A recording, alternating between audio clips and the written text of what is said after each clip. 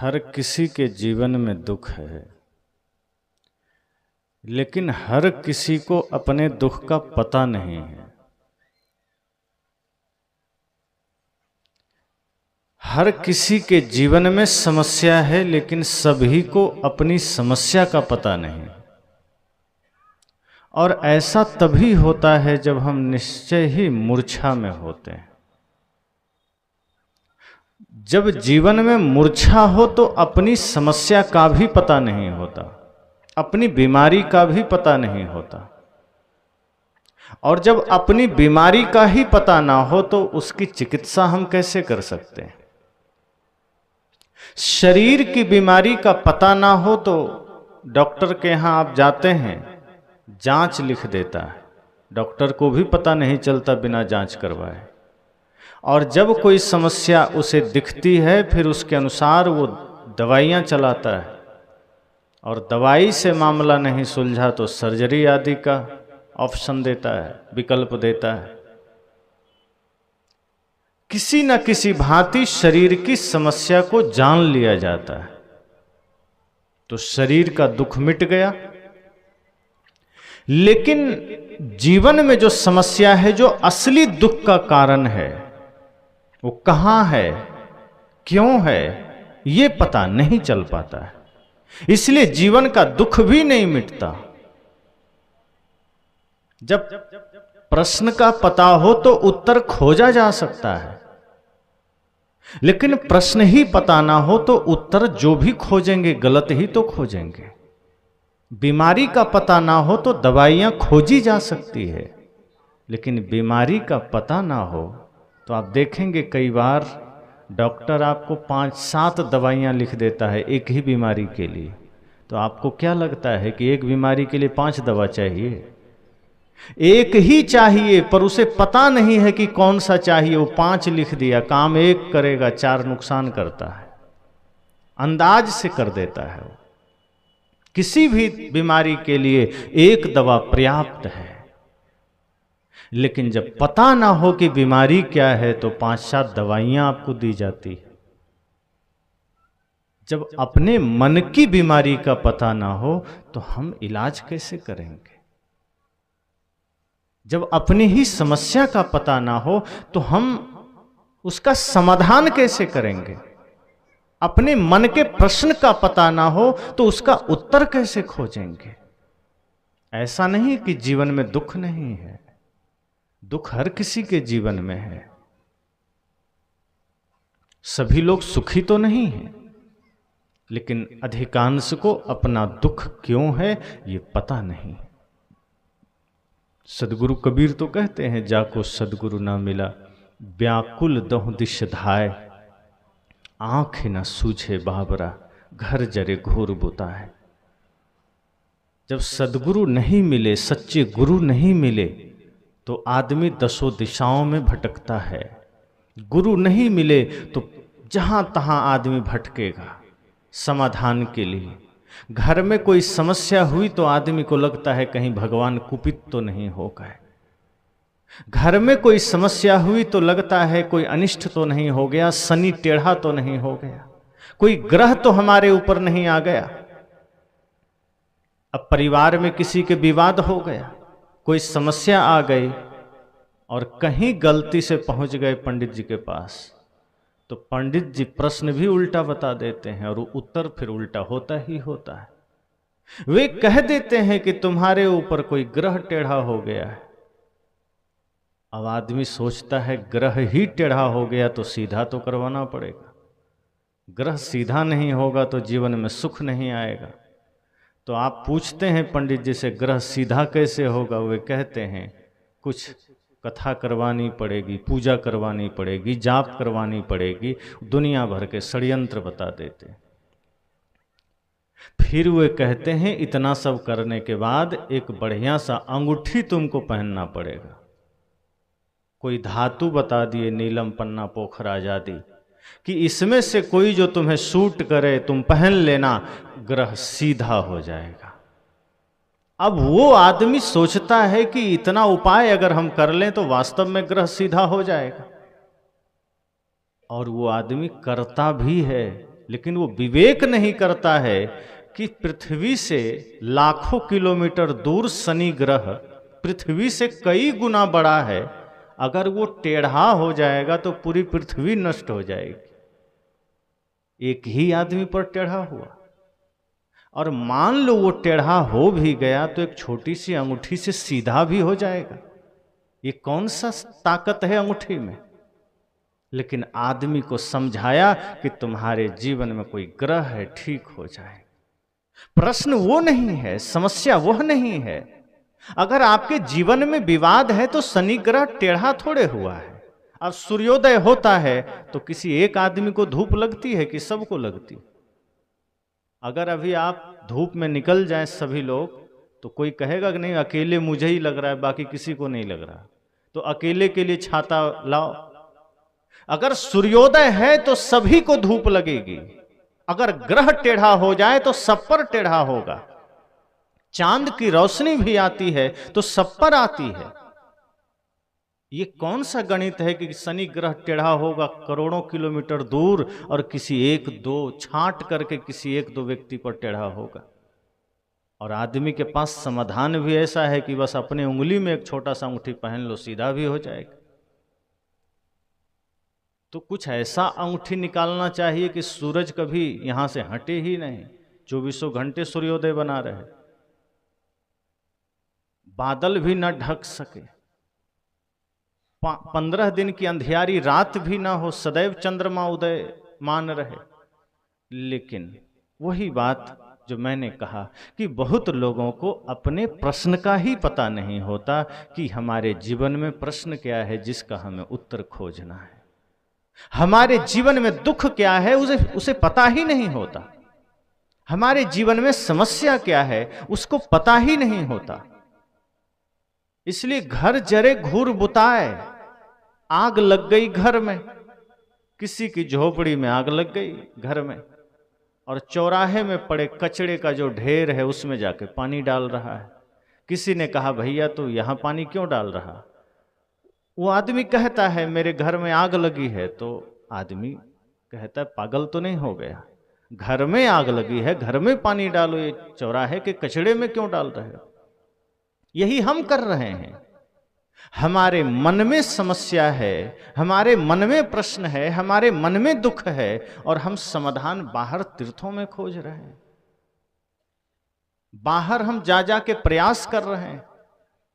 दुख का कारण हमारा मन है, दुख का कारण हर किसी का मन है, लेकिन मन के लिए हम कोई उपाय नहीं करते कि इस मन को कैसे ठीक किया जाए। किसी ने कहा अंगूठी पहन लो ठीक हो जाएगा, किसी ने बता दिया आपका घर का पर्दा ठीक नहीं। पहले निर्मल दरबार आता था तो जब कोई आदमी जाता था कि हमारे जीवन में समस्या है तो पूछते थे घर का पर्दा किस कलर का है, तो लाल है तो बदल दो, पीला कर दो, सब ठीक हो जाएगा। अब आदमी भी इतना पागल कि तुरंत सारे पर्दे फेंक देता था और पीला कर लेता था। समझ में नहीं आता पीला करने से ठीक कैसे हो जाएगा। कोई कहता था पैसा नहीं बचता है जेब में, तो जब तुम कोई चीज खरीदते हो तो पैसा किस हाथ से देते हो? तो दाएं से देते हैं, अब बाएं से देना शुरू कर दो, ठीक हो जाए। ये बचकानी हरकतों से आदमी का समाधान होता था। समोसा खाते हो तो कितने खाते हो? 2 खाते हैं, कल से 3 खाओ, ये समाधान मिलता था और आदमी भीड़ भी लगा देता था। यही आपको भी कई बार समाधान दिया जाता है कि आपका घर का वास्तु अच्छा नहीं है, पर्दे बदल डालो, दरवाजे बदल डालो। आपके जीवन में दुख है, परिवार में दुख है, आप पूछने गए कि हमारे जीवन के दुख कैसे मिटेंगे, आपको बताया गया कि जो तुम्हारा दरवाजा है पश्चिम दिशा की ओर चेंज कर दो, पूरब की ओर कर दो। आपने सोचा हो सकता है भाई दरवाजे का दोष हो, दरवाजे की कोई गलती हो, बदल दिया दरवाजा आपने, अब भी दुख नहीं मिटा, अब भी पीड़ा है, अब भी कष्ट है, अब भी विवाद है घर में। अब पुनः आप पहुंच गए कि पंडित जी अब भी समाधान नहीं हुआ। कहा पर्दे बदल दिए थे, दरवाजे बदल दिए, अब क्या बदलें? कहा तुम घर में टाइल्स लगाओ, सब उखाड़ दो, मार्बल लगाओ। अब वो टाइल्स उखड़वा दिया, मार्बल लगा दिया। अब दुख नहीं मिटा, अब क्या करें? तो रसोई घर गलत जगह में बना है, तोड़ो बाहर बनाओ। रसोई तोड़वा दिया, अब भी दुख नहीं मिटा, अब क्या करें? तो शौचालय गलत जगह में बना है, वो घर के किनारे अकेले कहीं बनाओ, वो बना दिया। धीरे धीरे करते वो सारा घर तोड़वा दिया, दुख नहीं मिटा किया। यही तो सद्गुरु कहते हैं कि मन में है समस्या, मन है दुख का कारण, वो बस नहीं किया। घर के पर्दे बदल डाले, टाइल्स बदल डाले, घर के दरवाजे तोड़ डाले, पूरा घर बदल गया, लेकिन जो बदलना था वो न बदला। घर ही नहीं बदले। कई लोग तो ऐसा करते हैं, गांव छोड़ देते हैं कि इस गांव में, इस घर में दुख है, समस्या है, यहां रहेंगे तो पीड़ा रहेगी, यहां रहेंगे तो कष्ट रहेगा। पंडित जी ने कहा तुम गांव बदल दो। आदमी गांव बदल के कहीं और चला जाता है, नए सिरे से आरंभ करता है, लेकिन समाधान नहीं मिलता। कभी आपको कहा जाता है कपड़े बदल डालो, आप कपड़े बदल लेते हैं। कभी गांव बदल लेते हैं, घर बदल लेते हैं, सब कुछ बदला, लेकिन सद्गुरु कहते हैं कि मन नहीं बदला तो सब कुछ व्यर्थ है। कुछ बदलने की आवश्यकता नहीं है, सिर्फ मन को बदल लीजिए। नया घर हो, पुराना घर हो, काला कपड़ा हो, नीला कपड़ा हो, टाइल्स हो, मिट्टी हो, सब चल सकता है, लेकिन मन अगर बदल गया तो कोई दिक्कत नहीं। सुख है, संपत्ति वही है, समृद्धि वही है। जिसका मन निर्मल हो गया, जिसका मन बदल गया, वो झोपड़ी में भी शाहंशाह है, सम्राट है। जिसका मन गंदा है वो रावण की तरह सोने की लंका में भी बेचैनी में है। सोने की लंका में बैठा हुआ रावण भी रो रहा है, भय में जी रहा है, चिंता में जी रहा है, पीड़ा में जी रहा है, लेकिन झोपड़ी में बैठी हुई माता शबरी परमानंद में जी रही है। शरीर पर कपड़े कम हैं, झोपड़ी टूटी हुई है, पैर में पादुका नहीं है, लेकिन कष्ट नहीं है जीवन में, क्योंकि मन निर्मल है। इसलिए हमें पता ही नहीं होता कि हमारे मन में समस्या क्या है। इसलिए हम बाहर पानी डाल रहे हैं, आग घर में लगी है, पानी कहीं बाहर डाल रहे हैं, और जब तक बाहर पानी डालते रहेंगे समाधान नहीं हो सकता। सद्गुरु हमें इशारा करते हैं कि मन है दुख का कारण। मन एव मनुष्याणाम कारणम बंध मोक्षयो। ऋषियों ने भी कहा कि मन का खेल ऐसा है कि मनुष्य के जीवन में मन ही बंधन और मुक्ति का कारण है। अगर आपके जीवन में कोई बाधक है तो आपका मन बाधक है, आपका पड़ोसी बाधक नहीं है, आपका परिवार बाधक नहीं है। कई बार आदमी कहता है क्या करें, भक्ति करना तो चाहते हैं, लेकिन परिवार है, माता पिता हैं, पुत्र है, मित्र हैं, इसके वजह से नहीं कर पाते हैं। सच तो यह है कि भक्ति के मार्ग में आपका मन सबसे बड़ा बाधक है, परिवार बाधक नहीं है। जिस दिन मन में यह ख्याल जागृत हो जाएगा कि यह जीवन भक्ति के लिए मिला है, आपको कोई नहीं रोक सकता। जब सिद्धार्थ के मन में यह ख्याल जागृत हो गया कि दुनिया में सिर्फ सपना के समान जीवन जी करके हम सिर्फ नरक जा सकते हैं, दुनिया में सिर्फ दुख पा सकते हैं, संसार में सिर्फ पीड़ा पा सकते हैं, सत्य तो कुछ और ही है, तो सब कुछ छोड़ दिया जाता है। वो फिर ये नहीं कहते कभी बेटा 2 साल का है, पत्नी अभी जवान है, माता पिता बुजुर्ग हो गए हैं, राज्य को देखने वाला कोई नहीं है। सिद्धार्थ ने कोई बहाना नहीं बनाया। उन्होंने कहा ये तो जन्म जन्म में मिलते रहे हैं, इस जन्म में ये मेरे माता पिता हैं, पिछले में कोई और रहे होंगे, उससे पहले कोई और रहे होंगे, उससे पहले कोई और रहे होंगे। माता पिता तो बदलते रहते हैं। ये मोक्ष की भूमिका नर शरीर मिला है, और यदि इस जन्म में भी हम इन्हीं माया मोह में फंसे रहे तो मोक्ष का काम कब करेंगे। ये रिश्ते नाते, ये माया मोह हमें सिर्फ फंसाने का काम करते हैं। कभी वो धन के रूप में आपके पैरों में बेड़ियां डालते हैं, कभी वो पद के रूप में बेड़ियां डालते हैं, कभी वो प्रतिष्ठा के रूप में बेड़ियां डालते हैं, कभी माता पिता गुरु के रूप में। लेकिन जिस दिन हम समझ जाते हैं कि ये सब माया का ही छल है जो किसी न किसी रूप में हमें रोकना चाहती है, तो आप फिर उन बेड़ियों को तोड़कर आगे बढ़ जाते हैं। फिर आपको कोई रोक नहीं सकता। संसार तो रोकेगा आपको, माया तो रोकेगी, उसका काम है आपको रोकना। लेकिन आप उसे समझ तब पाते हैं जब आपको यह पता चलता है कि समस्या बाहर नहीं भीतर है। आपके दुख का कारण कोई दूसरा नहीं है, मन ही दुख का कारण है और मन आपके अधीन होना चाहिए।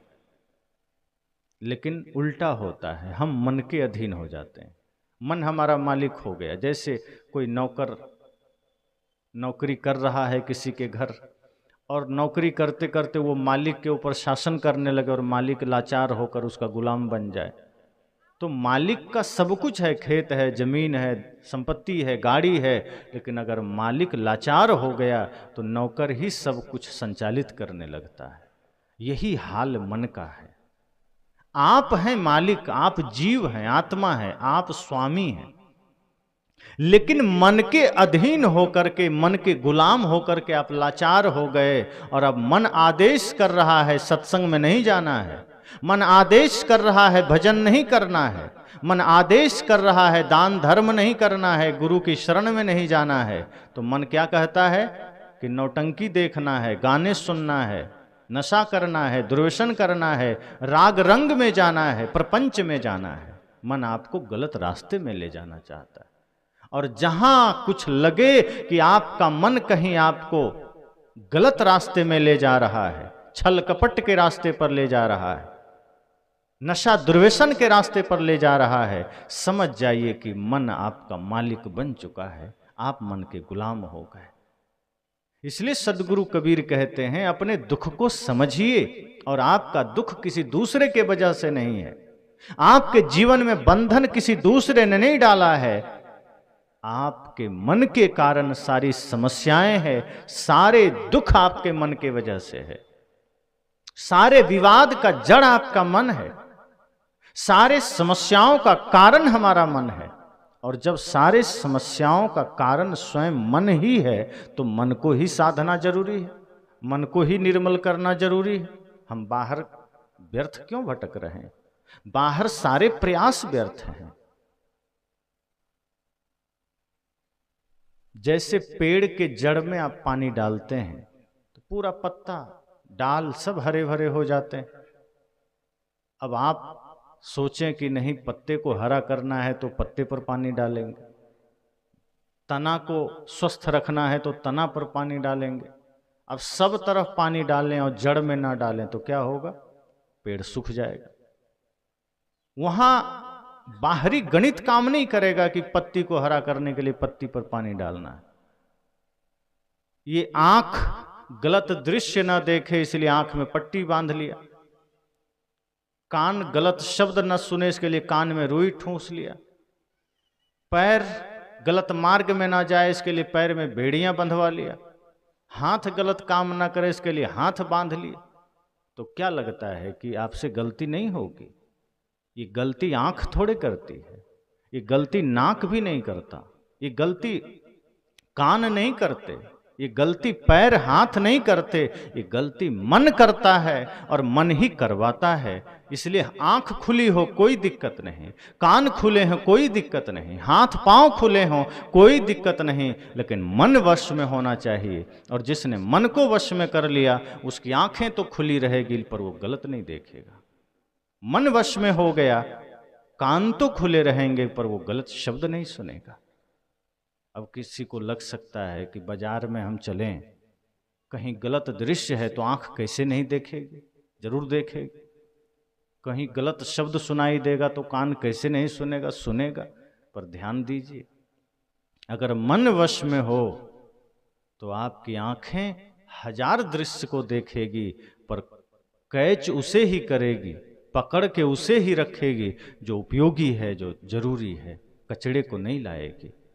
यही सदगुरु कहते हैं कि जब मन वश में हो जाएगा तो आप जाएंगे संसार में, बाजार में, पूरी दुनिया आपके सामने होगी, पेड़ पहाड़ पर्वत आपके सामने होंगे, तमाम तरह के दृश्य आपके सामने होंगे, अच्छे बुरे चित्र आपके सामने होंगे। लेकिन जब आपका लक्ष्य सही हो जाता है, जब आपका मन सही हो जाता है, वश में हो जाता है, तो आपकी आंखें वहीं जाके टिकेगी जो जरूरी है, जो आवश्यक है।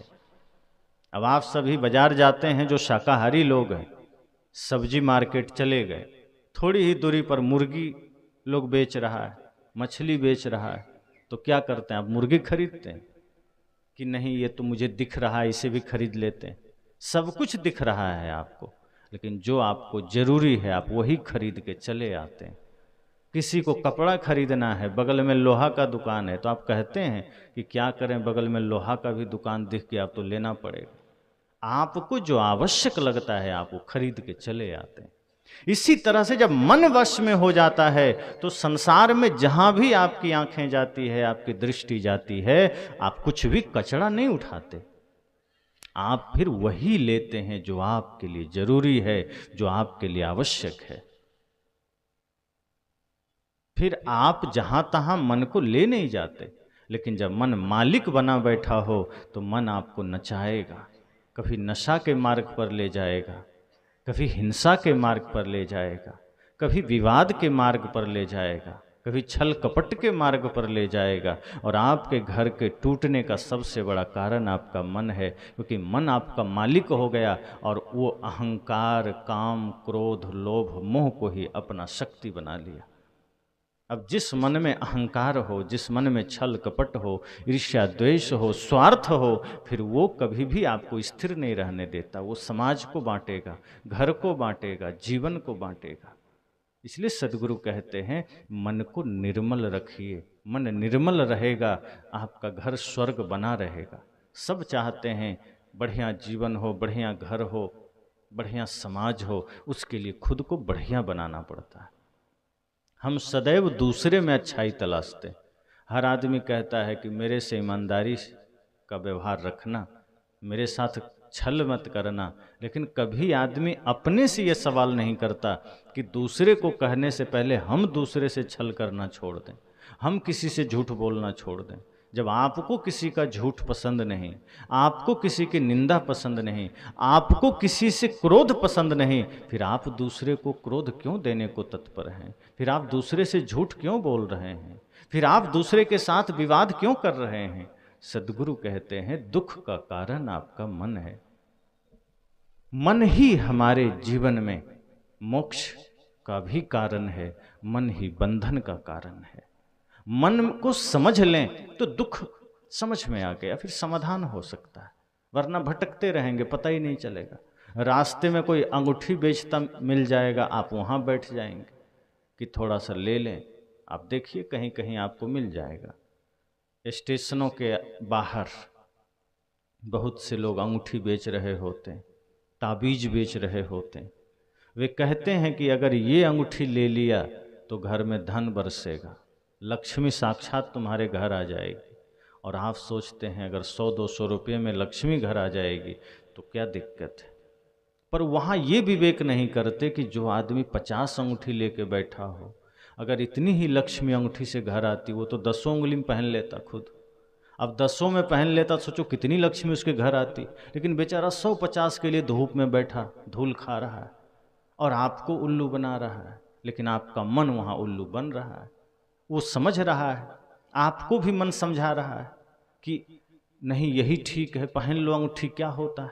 बहुत से लोगों को मैंने देखा, सभी उंगलियों में अंगूठी, अंगूठा छोड़ करके।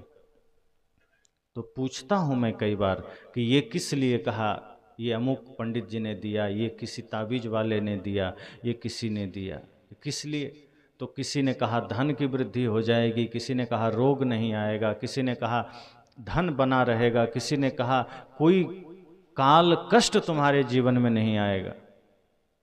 तो जब पूछता हूँ कि इतने सारे अंगूठी पहनने के बाद जीवन में आज तक कोई कष्ट आया? क्या कष्ट तो बना रहता है, तो पहनने से क्या फायदा? अगर दुख मिट जाए अंगूठी से, दुख मिट जाए ताबीज से, तो फिर ये ज्ञान ध्यान स्वास्थ्य चिकित्सालय किस लिए?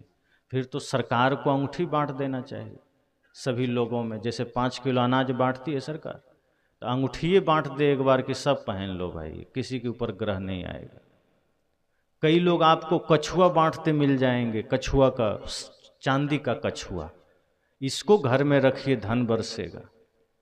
और आप देखिए कि गरीब लोग के घर आपको कछुआ नहीं मिलेगा जल्दी, अमीरों के घर में मिलेगा, उनके पास पहले से अमीरी है, वो और खरीद रहे हैं, तो अमीरी तो है ही। कोई गरीब को देकर देखिए, अगर धन बरस जाए तो फिर सबको हो जाए। सरकार को एक बार सोचना चाहिए कि जितने गरीब लोग हैं, इतना मेहनत के बाद गरीबी नहीं मिटी, तो एक बार बढ़िया बजट बना लें और एक एक अंगूठी और एक एक कछुआ सबको बांट दें, अन्न के जगह, सब समाधान एक ही बार हो जाएगा। लेकिन सरकार को भी पता है कि ये छल के सिवा कुछ नहीं। अगर ये अंगूठियों से राष्ट्र बदल जाता, आदमी का जीवन बदल जाता, तो इतने सारे तांडव न करना पड़ता, इतना सारा छल न करना पड़ता। इसलिए सदगुरु कहते हैं मन की समस्या को जानिए, ये मन बड़ा भयंकर है, आपको न जाने कहां कहां पटक रहा है और आप दौड़े चले जा रहे हैं, बेतहाशा सुनते नहीं है। सदगुरु कबीर जैसे महापुरुष जब अपनी वाणी खरे रूप में कहते हैं, कठोर शब्दों में कहते हैं, तो हमें समझ नहीं आता। लेकिन कोई, अब जैसे मैं कह रहा हूं कि माता पिता गुरु की सेवा करिए, ध्यान करिए, तब मन निर्मल होगा, तो ये बात तो थोड़ा भारी है, कम करिए।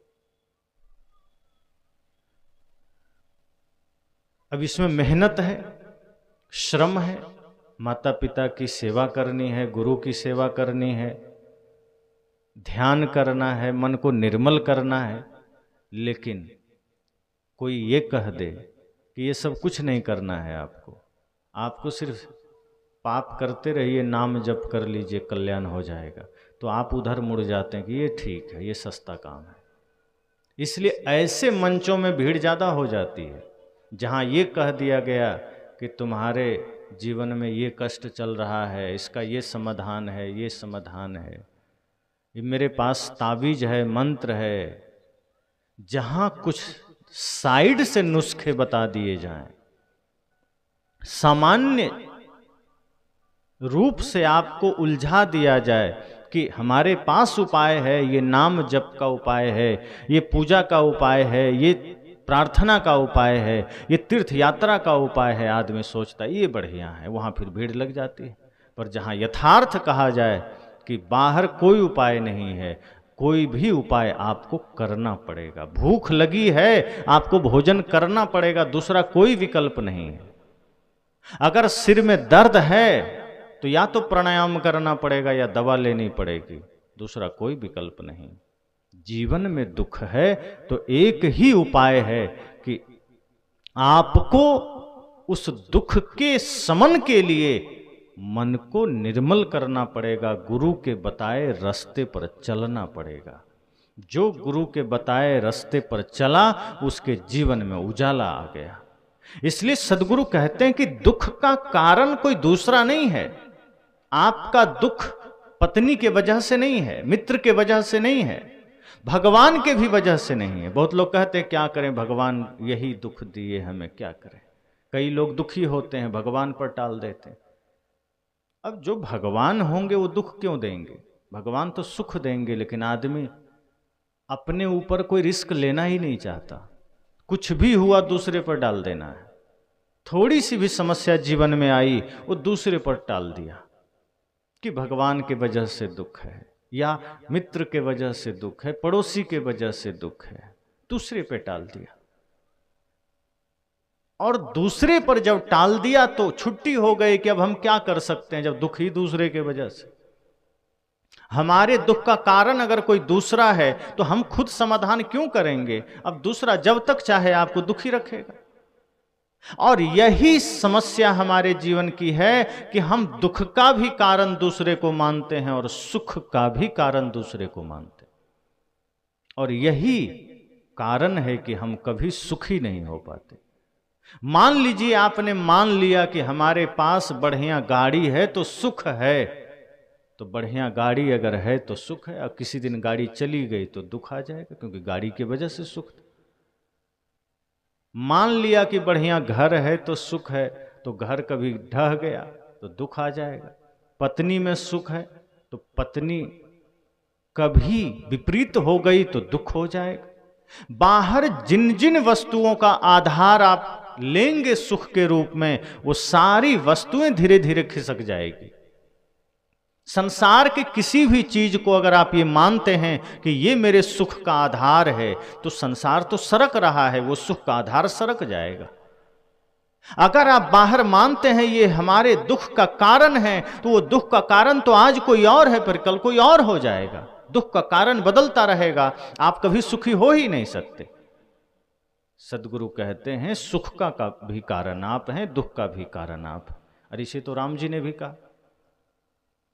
जब निषाद राज ने राम जी से कहा बड़ा दुख हुआ आपके बारे में जानकर कि मंथरा और कैकेयी माता के वजह से आपको दुख मिला, लक्ष्मण जी ने कहा बिल्कुल एकदम उन्हीं के वजह से दुख हुआ है राम जी को, भैया को। ये तो मानते ही नहीं।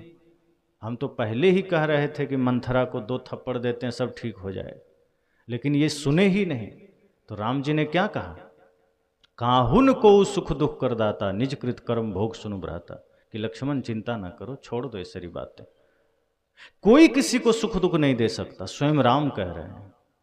सुख दुख का कारण हम खुद हैं। हम अपने ही किए हुए कर्मों का फल पाते हैं। हम अपने ही किए हुए कर्मों का सुख या दुख के रूप में फल पाते हैं, कोई दूसरा उसका आधार नहीं। हमारा मन ही हमारे दुख का कारण है, हमारा मन ही हमारे सुख का भी कारण है। इसलिए तो गुरुदेव कबीर कहते हैं, कबीर मन तो एक है भावे तहां लगाओ, भावे गुरु की भक्ति करो, भावे विषय कमाओ। कि मन तो एक ही है, अगर आपने इसे भक्ति में लगाया तो आनंद पाएंगे, इसे विषय में लगाया तो दुख पाएंगे। अब आपको तय करना है मन को कहाँ लगा रहे हैं। और अधिकांश लोग मन को प्रपंच में लगाते हैं, दुख में लगाते हैं। कहीं झगड़ा हो रहा हो, 2 आदमी में लड़ाई ठन गई हो, तो मन कहता है जरा रुक जाओ। कहीं सत्संग हो रहा हो तो मन कहता है कल आ जाएंगे, 3 दिन का है, आज क्या जल्दी है, चलो पहले काम कर लेते हैं। लेकिन आगे निकलते ही झगड़े के जगह पर आप पहुंच गए, 2 आदमी एकदम अब लड़ने ही वाला है, मन कहता है जरा रुको तो सही, देख तो लें, बड़ा मजा आ रहा है, थोड़ा देखें तो सही। अब मन को बड़ा रस आ रहा है झगड़े में, मन चाह रहा है कि किसी का पैर तो टूटे, किसी का हाथ टूटे, सिर फूटे। अब लड़ाई तो ठन गई, दोनों में लगा उठा पटक हो जाएगी, लेकिन किसी तरह मामला शांत हो गया, हाथ पैर न टूटे न फूटे, कोई हमला नहीं किया, गाली गलौज करके रह गया। अब मन कहता है ओह 5 मिनट बेकार हो गया, अच्छा होता थोड़ा लड़ लेता, हाथ पैर टूटता, मजा आता। अब झगड़े में रस आ रहा था, किसी का पैर टूटे मन को रस आता है, किसी के जीवन में कोई बर्बादी आ जाए मन को रस आता है, पड़ोसी बीमार हो जाए मन को बड़ा मजा आता है। सदगुरु कहते हैं आप दुख बटोरते हैं ऐसे कचड़ों से।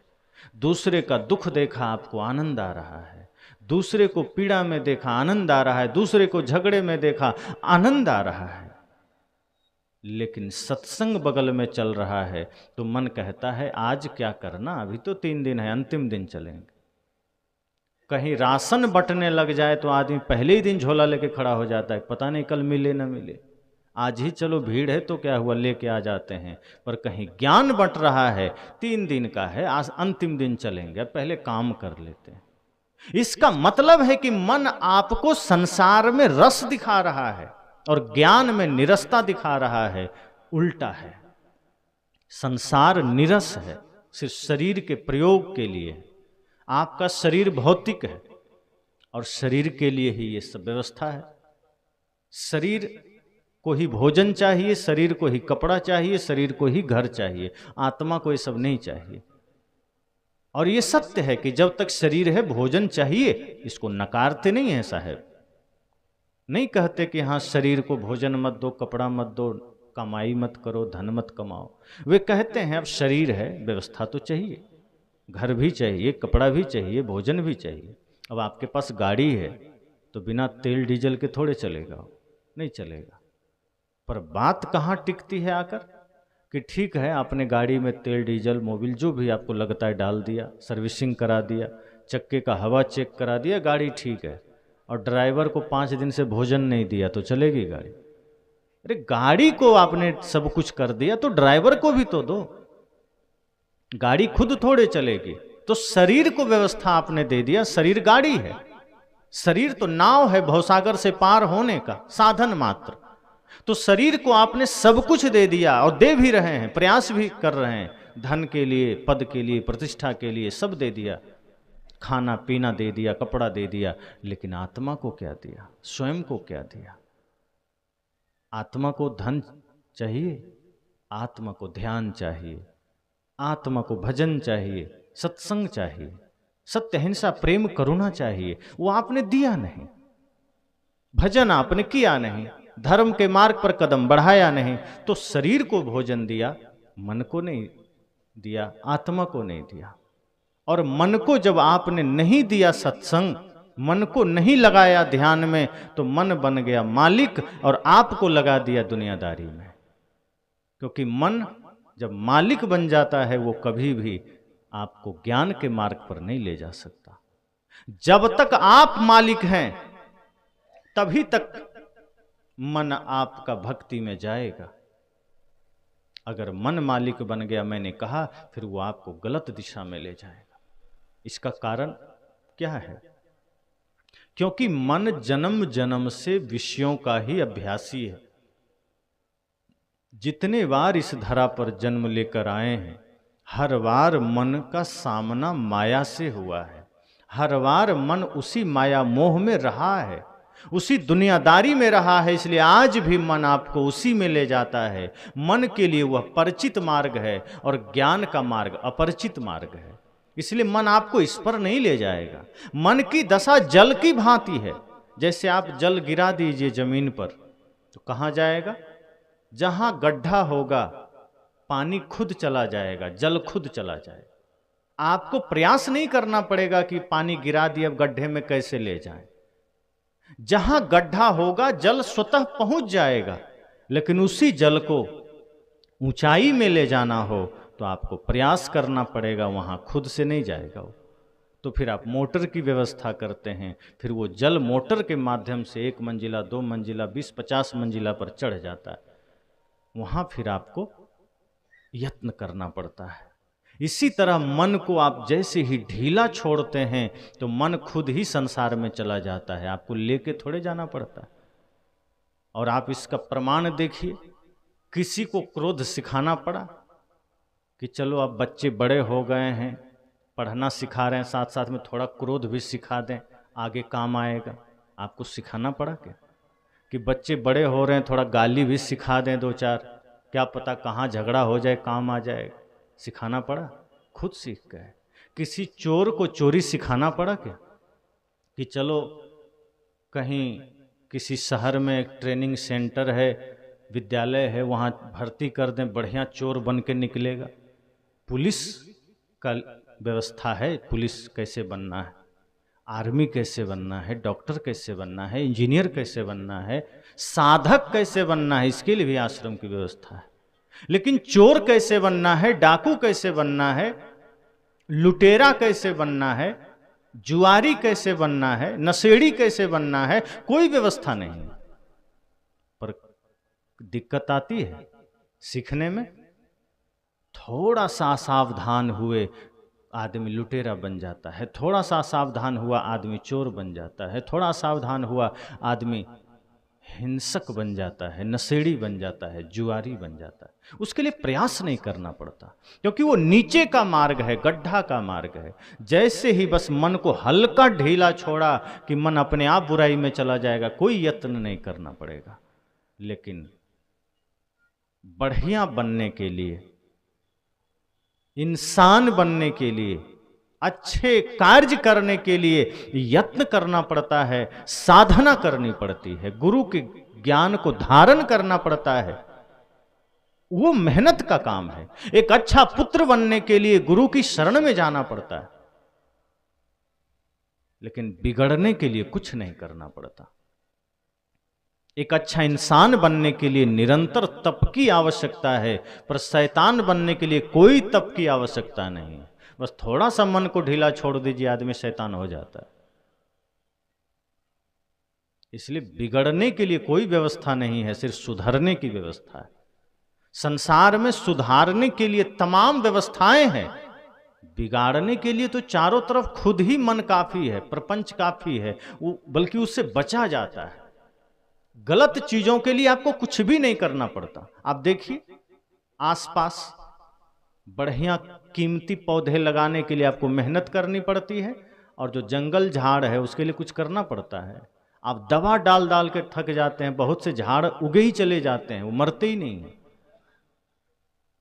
भयंकर गर्मी में ऐसे ऐसे झाड़ हैं जो जिंदा रह जाते हैं, जिसका कोई उपाय उपयोग नहीं, समाज में कोई प्रयोजन नहीं। आप उसको उखाड़ के फेंकना चाहते हैं, वो उतनी ही शक्ति से उगते चले जाते हैं। लेकिन आप कीमती पौधे लगाना चाहते हैं, दिन रात सेवा कर रहे हैं, पानी डाल रहे हैं, फिर भी मुरझाए जा रहा है।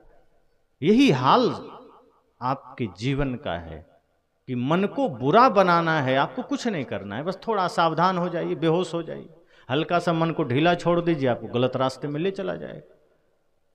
इसलिए सदगुरु कहते हैं मन ही सुख दुख का कारण है, मन ही सभी समस्याओं का कारण है, दूसरा कुछ नहीं है। इसलिए बहुत से लोग तो ये जानते ही नहीं कि मन में दुख भी है। संसार में कितने लोग हैं जो उसी के साथ जीना शुरू कर देते हैं, दुख के साथ। ये मान बैठते हैं कि यही हमारी नियति है, हम इससे मुक्त हो ही नहीं सकते, सबके जीवन में ये दुख है, ये मान करके हम उसी में जीने लगते हैं। पर जब कभी गुरु का सानिध्य मिलता है, संत का सत्संग मिलता है, तब पता चलता है कि नहीं, धरती पर हर इंसान सुख पा सकता है, सबके नसीब में सुख है, सबके मूल में सुख पाने का उपाय है, अवसर है। लेकिन हम संसार के प्रपंचों में इतना गहरे उतर जाते हैं कि हमें सुख का आभास भी नहीं होता। हजारों साल के गुफा में किसी को बंद कर दिया जाए भयंकर अंधेरे में, तो उस आदमी को ये लगता है कि अब हमारे जीवन में कभी प्रकाश नहीं आएगा, हम तो इसी अंधेरे में जिएंगे, और वो उसी के साथ अभ्यास कर लेता है जीने का। लेकिन गलती से कहीं सूरज की रोशनी पड़ गई, तब थोड़ा सा उम्मीद जगता है कि नहीं, लगता है हम बाहर के उजाले को भी देख सकेंगे। किसी किसी आदमी को जेल में रहना पड़ता है, अगर उसे आजीवन कारावास हो गया तो धीरे धीरे वो मन को समझा लेता है कि अब जेल में ही रहना है। धीरे धीरे वो जेल को ही घर समझने लगता है, धीरे धीरे उसी हथकड़ी को, उसी सारे ग्रिल को मान लेता है कि अब इसी के साथ जीना है, उसी में वो मन को समझा लेता है। लेकिन जब कभी कोई उम्मीद की किरण जगती है, तब आभास होता है कि नहीं, इसके बाहर भी एक जगत है जहां आनंद है। यही हम सबके साथ होता है। भयंकर दुख है जीवन में, पीड़ा है जीवन में, अशांति है जीवन में, लेकिन हम इतना गहरे उस दुख में डूब चुके हैं कि अब उम्मीद ही नहीं होती कि कभी हमारे जीवन में भी उजाला आएगा, सूर्योदय होगा, सुख आएगा। इसलिए दुख के साथ समझौता कर लेते हैं, जीने लग जाते हैं। लेकिन सदगुरु कहते हैं हर आदमी के जीवन में सुख का सूर्योदय होगा, बस जरूरत है मन को निर्मल करने की, जरूरत है मन के दुख को जानने की।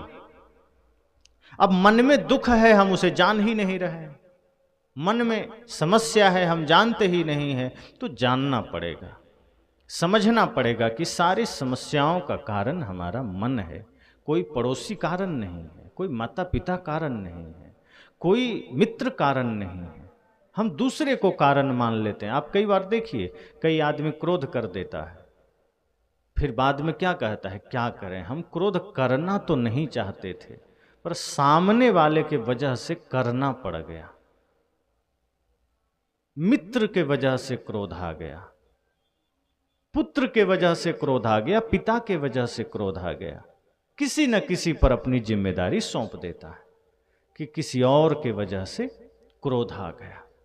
अब जरा सोचिए, किसी और के वजह से क्रोध कैसे आ गया? मान लीजिए हमारे भीतर क्रोध है ही नहीं, तो सामने वाला कितना भी प्रयास करे, क्रोध आएगा क्या? जब क्रोध है भीतर तभी तो किसी न किसी कारण से क्रोध आएगा। तो सामने वाला तो प्रयास करेगा ही, संसार तो प्रयास करेगा ही कि आपको परेशान करे, आपको उद्वेगित करे, पर आपकी साधना, आपकी भक्ति, आपका भजन क्या कहां चला गया? ये भजन कब काम आएगा? ये प्रेम कब काम आएगा? ये आपकी साधना, आपकी भक्ति कब काम आएगी? अब से सीमा पर युद्ध छिड़ जाए, पाकिस्तान की तरफ से हमला हो जाए और सैनिक कहें हमारा हथियार तो दिल्ली में रखा है, अब क्या करें? अब जब युद्ध नहीं छिड़ा था तब हथियार लेके सब घूम रहे थे, दिखा रहे थे, और युद्ध छिड़ गया तो हथियार पता चला क्वार्टर में रखा है, दिल्ली में रखा है, तो हार हो जाएगी ना। बाकी समय भले छिपा के रखिए, लेकिन युद्ध के समय अगर हथियार सामने है तो आप युद्ध जीत सकते हैं। तो जब प्रतिकूलता नहीं थी, जब सामने से कोई विषम परिस्थिति नहीं आई थी, तब हम प्रेम भक्ति का गुणगान कर रहे थे, भजन गा रहे थे। लेकिन जैसे ही सामने से किसी ने गाली दिया, हम तुरंत प्रेम श्रद्धा भक्ति को बगल रख देते हैं कि ये तो खत्म, इसका काम नहीं। अब हम भी वही क्रोध का हथियार उठा लेते हैं। तो कोई क्या मतलब हुआ सत्संग सुनने का? जिस वक्त प्रेम की आवश्यकता है उस वक्त प्रेम को धारण तो करिए। जब कोई गाली दे तो आपके भीतर से प्रेम के शब्द निकले, जब कोई क्रोध करे आपके भीतर से करुणा प्रेम के निर्मल मीठे शब्द निकले, जब कोई हमला करे उस वक्त अस्त्र चलाइए, ज्ञान का अस्त्र चलाइए, प्रेम का अस्त्र चलाइए। लेकिन उसी समय हम हार मान लेते हैं, उसी समय हम अपना अस्त्र समर्पित कर देते हैं। सदगुरु कहते हैं इसीलिए जीवन में दुख है, और इस दुख का कारण कोई दूसरा नहीं है। जो ज्ञान, जो भक्ति, जो वैराग्य की शिक्षा हम संत सत्संग से पाते हैं, अगर यह जीवन में बना रहे तो कभी दुख नहीं आएगा। सत्संग में हम आए और सत्संग में जो हमने सुना, अगर वो हमने आत्मसात कर लिया, काम बन जाएगा। लेकिन हम आत्मसात नहीं करते हैं, बहुत सी बातों को हम सिर्फ कंठस्थ कर लेते हैं। तो कंठस्थ का मतलब है जो कंठ में जाके स्थित हो गया। तो जो कंठस्थ होगा वो आचरण में नहीं उतरेगा, लेकिन जो आत्मसात हो जाएगा, हृदयस्थ हो जाएगा, वो आचरण में उतर आता है। इसलिए सदगुरु कहते हैं ज्ञान की बातों को रटना मत, कंठस्थ मत करना, उसे समझना, उसे हृदयस्थ करना, तब वो आपके कर्म में उतरेगा, तब वो आपके आचरण में उतरेगा। यही ज्ञान की प्रमुखता है, यही ज्ञान की शक्ति है कि अगर आपके कर्म में उतर गया, वो ज्ञान आपको भी पूजनीय बना देगा, आपको भी अमर बना देगा। लेकिन अगर वो ज्ञान सिर्फ मस्तिष्क में रह गया, कंठ तक रह गया, फिर वो ज्ञान किसी काम का नहीं है, फिर वो सिर्फ दूसरे के लिए काम आ जाएगा। इसलिए सदैव यह प्रयास करिए कि मन हमारे दुख का कारण है, हमारे समस्याओं का कारण है, और इस मन को जब हम साध लेंगे, इस मन को जब सत्संग के द्वारा निर्मल कर लेंगे, दुख मिट जाएंगे। फिर किसी में शत्रुता नजर नहीं आएगी, फिर कोई क्रोध भी चाहेगा कि आपके भीतर दिला दें, आपको नहीं आएगा। अब भगवान बुद्ध रास्ते में जाते हैं, कितने लोग गाली दे देते हैं, कितने लोग अपशब्द कह देते हैं, लेकिन भगवान बुद्ध के चेहरे पर शांति है, चेहरे पर मुस्कुराहट है। कोई गाली भी दिया तो आप उसका जवाब नहीं दीजिए। कल मैंने कहा था कि समाज में हर तरह से आपको जीना पड़ेगा। कहीं आपको अपनों के बीच सिर भी झुका लेना है अगर प्रेम बना के रखना है। आप चाहते हैं घर ना टूटे, आप चाहते हैं समाज ना टूटे, तो अपने के बीच सिर भी झुका लीजिए। लेकिन अगर आप ये चाहते हैं कि नहीं टूटे तो टूटे, हम झुकेंगे नहीं, तो कदम कदम पर टूटेगा। क्योंकि घर परिवार संसार के टूटने का कारण ही हमारा अहंकार है, स्वार्थ है, और ये दो विकार जहाँ भी रहेंगे वो समाज, वो घर कभी संवर्धित नहीं रह सकता, व्यवस्थित नहीं रह सकता, संगठित नहीं रह सकता। इसलिए सदगुरु कहते हैं कि जहाँ जैसी स्थिति आए स्वयं को बना लीजिए। अगर कहीं झुकना पड़े झुक जाइए, कहीं मौन रहना पड़े मौन हो जाइए, कहीं स्वीकारना पड़े स्वीकार लीजिए, लेकिन झगड़े का कारण मत बनिए। कारण अगर बनना है तो झगड़े मिटाने का कारण बनिए। कारण अगर बनना है तो अपने बच्चों के सुंदर भविष्य का कारण बनिए। कारण अगर बनना है तो अपने समाज के उत्थान का कारण बनिए। मैंने कल और भी कहा था कि जब भी हम कुछ गलत करते हैं तो वो सिर्फ हम अपने लिए नहीं करते, हम समाज के लिए भी करते हैं। क्योंकि जिस समाज जिस राष्ट्र में हम रहते हैं, हमारी गलती का असर वहाँ भी होता है। इसलिए हम सबको जागरूक रहना है। तो मैंने कहा कि मन हमारे जीवन में सभी समस्याओं का कारण है, और ये हमें अंतिम समय तक समझ नहीं आता। हमें लगता है कि मन हमारा सहयोगी है, और ये मान करके हम मन के भरोसे बैठ जाते हैं। और जब मन के भरोसे हो जाते हैं तो मन अच्छा से चूना लगा देता है कि बहुत बढ़िया, अब तुम हमारे अंडर आए हो। फिर सब बदला एक ही बार चुका लेता है। मन इतना भयंकर है, कहीं भी हल्की सी भूल हुई, चूक हुई, जगह मिली कि मन आपको लेके डूब जाएगा। इसलिए सदगुरु कहते हैं कि अपने जीवन के प्रश्न को जानिए, अपने जीवन की समस्याओं को जानिए, दूसरे का मत जानिए। हम अपना तो नहीं जानते, दूसरे के जानने में लगे हैं। पड़ोसी के पास क्या है, हमारे पास पूरा विवरण आ जाता है। उसका बेटा क्या करता है, उसके पास धन कितना है, जमीन कितना है, पड़ोसी क्रोधी है कि लालची है, सब हमें पता है। हम चर्चा करते हैं कि अरे क्या कहे, हमारा पड़ोसी ठीक नहीं। वो धार्मिक आदमी होने का ढोंग करता है, उसके जीवन में धर्म थोड़े है। आदमी यही तो चर्चा करता है कि हमारा जो पड़ोसी है वो छली है, कपटी है, वो धार्मिक नहीं है। सदगुरु कहते हैं आपको आपके पड़ोसी का लेखा जोखा पता है, आपको आपके मन का पता है क्या, कि आपका मन कितना कचड़ा में है। पड़ोसी के मन में क्या है ये जान भी लेंगे तो क्या हो जाएगा। अगर आपको पता ही चल गया कि पड़ोसी चोर है तो आपको क्या नुकसान और क्या लाभ। लेकिन आपका मन चोर है ये पता चल गया तो आप उसे ठीक कर सकते हैं। आपके जीवन में समस्या है ये पता चल गया तो आप उसे अच्छा कर सकते हैं, समाधान खोज सकते हैं, और इससे आपका ही मुक्ति संभव है। लेकिन दूसरे के विवरण को जानने में आपका कोई लाभ नहीं। हम दूसरे के बारे में जानना चाहते हैं, हम दूसरे के बारे में पता करना चाहते हैं। सदगुरु कहते हैं यह जीवन आपको आपकी मुक्ति के लिए मिला है, ये जीवन आपको आपके बंधन को काटने के लिए मिला है, और इसके लिए सत्संग जरूरी है। इसी सत्संग से आपको पता भी चलेगा कि मन हमारा कहाँ ले जा रहा है, मन क्या कर रहा है। जैसे आप कभी दर्पण के सामने जाते हैं और अक्सर जब घर से बाहर निकलना हो तो आदमी दर्पण के सामने जाता ही जाता है, कहीं भी घर से बाहर निकलना हो। घर में जब तक थे फटा हुआ बनियान था, चिंता नहीं थी।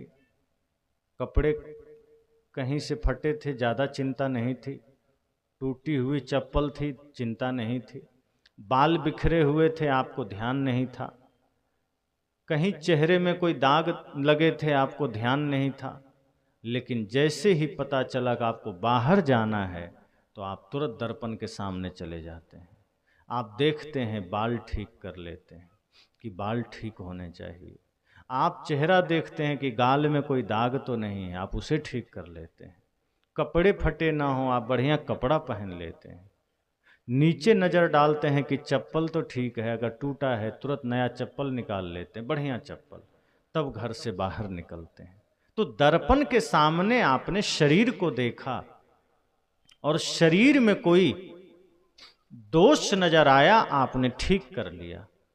लेकिन सदगुरु कहते हैं कि विवेक की आंख से एक बार सत्संग के दर्पण में, ज्ञान के दर्पण में अपना मन भी देख लीजिए, और मन में कोई दाग है कि नहीं, मन में कोई कचरा है कि नहीं, ये देख लीजिए। और लगे कि मन में कोई दाग है तो फिर उस अवस्था में घर से बाहर मत जाइए।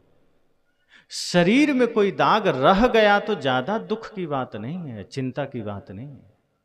कपड़े फटे पहन के निकल गए, पुराने पहन के निकल गए, ज़्यादा चिंता की बात नहीं है।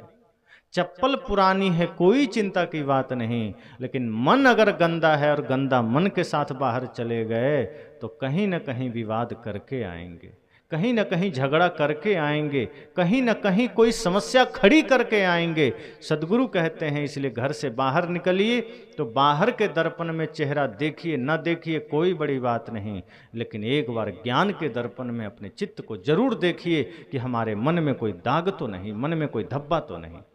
अगर मन में कोई दाग है और मन के दाग के साथ बाहर चले गए तो समझना आपकी यात्रा बिगड़ गई।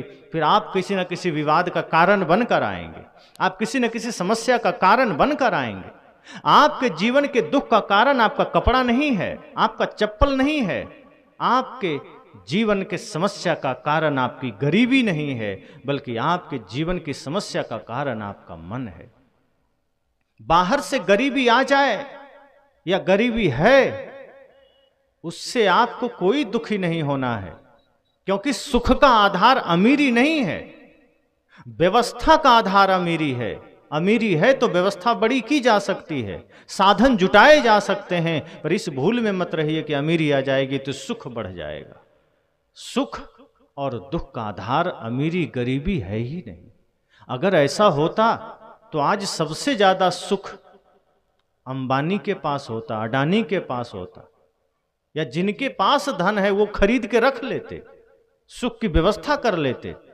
लेकिन आप देखिए कि जो जितने धनी हैं उन्हें उतना ही नींद की गोलियां लेनी पड़ रही है सुख से सोने के लिए, लेकिन जो जितना गरीब है वो उतना खर्राटा मार के सो रहा है। तो जो सुख से सो जाए वो अमीर है, कि जिसके पास नींद की गोलियां लेनी पड़े वो अमीर है। मन तो आपको बाहर दिखाएगा कि उसके पास गाड़ी है, बंगला है, बढ़िया जमीन है, पैसे हैं, इसलिए वो अमीर है, पर अमीरी सिर्फ व्यवस्था का कारण बन जाती है, अमीरी सिर्फ साधन जुटा देती है, लेकिन अमीरी कभी शांति का कारण नहीं बनती। ऐसा होता तो उस समय दुर्योधन सुखी हो जाता, रामायण में रावण सुखी हो जाता, पर महाभारत में विदुर सुखी हो जाते हैं जिनके पास झोपड़ी है, रामायण में शबरी सुखी हो जाती हैं जिनके पास झोपड़ी है। और हम सोचते हैं कि ये अमीरी और गरीबी ही हमारे दुख का कारण है। अब देखिए कितने लोग गरीब होते हैं, मैं कई बार देखा। तो लोग को जब मैं कहता हूं कि कभी सत्संग करा लिया करो, तो कई लोग कहते हैं गुरुजी क्या करें, हम बड़े गरीब आदमी हैं हम सत्संग कहाँ से कराएंगे, हमारे पास खाने भर का पैसा है। लेकिन वो आदमी रोज शराब पीता है, तब मैं पूछता हूं कि ये शराब पीने में गरीबी बाधक नहीं बनी? रोज 100 रुपए का शराब पी रहे हो तब गरीबी नहीं आई, लेकिन सत्संग करने में गरीबी आ गई।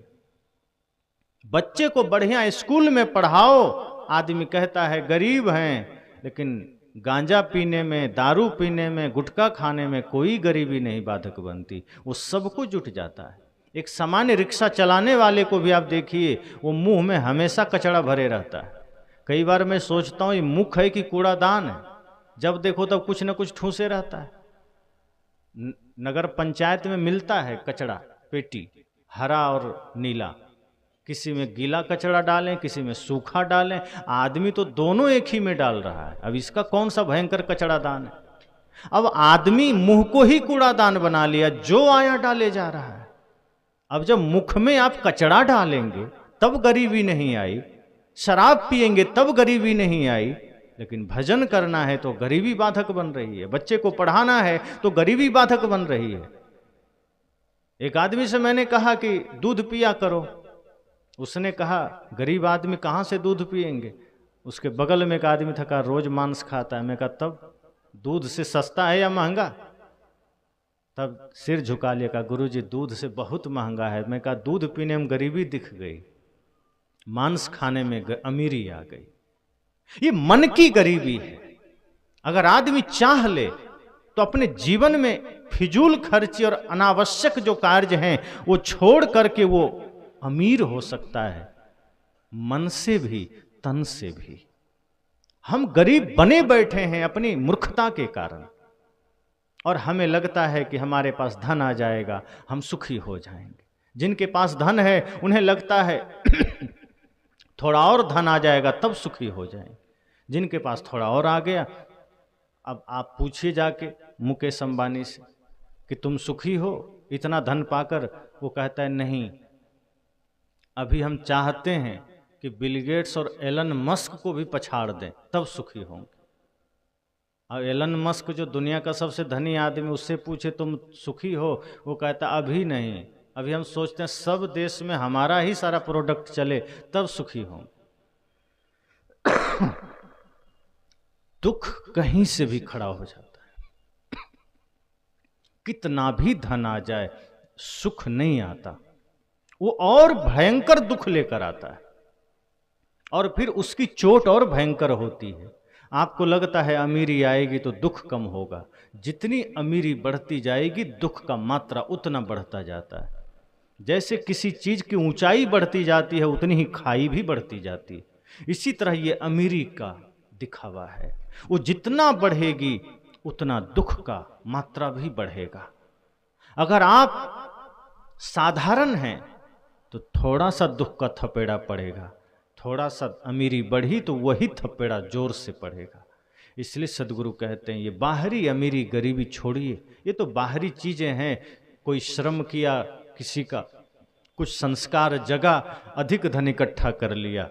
वास्तव में आपके जीवन में सच्चा धन आपका भक्ति है। जिसके जीवन में भक्ति है उससे बड़ा दौलतमंद कोई नहीं। इसलिए सदगुरु कबीर ने कहा कि अरब खरब लो दर्ब है उदय अस्तलों राज, भक्ति महात्म ना तुले ये सब कौने काज। कहा कि सब कुछ है किसी के पास, अरब खरब का दौलत है, अरबों खरबों का, हजारों लाखों करोड़ों का नहीं, अरबों खरबों का।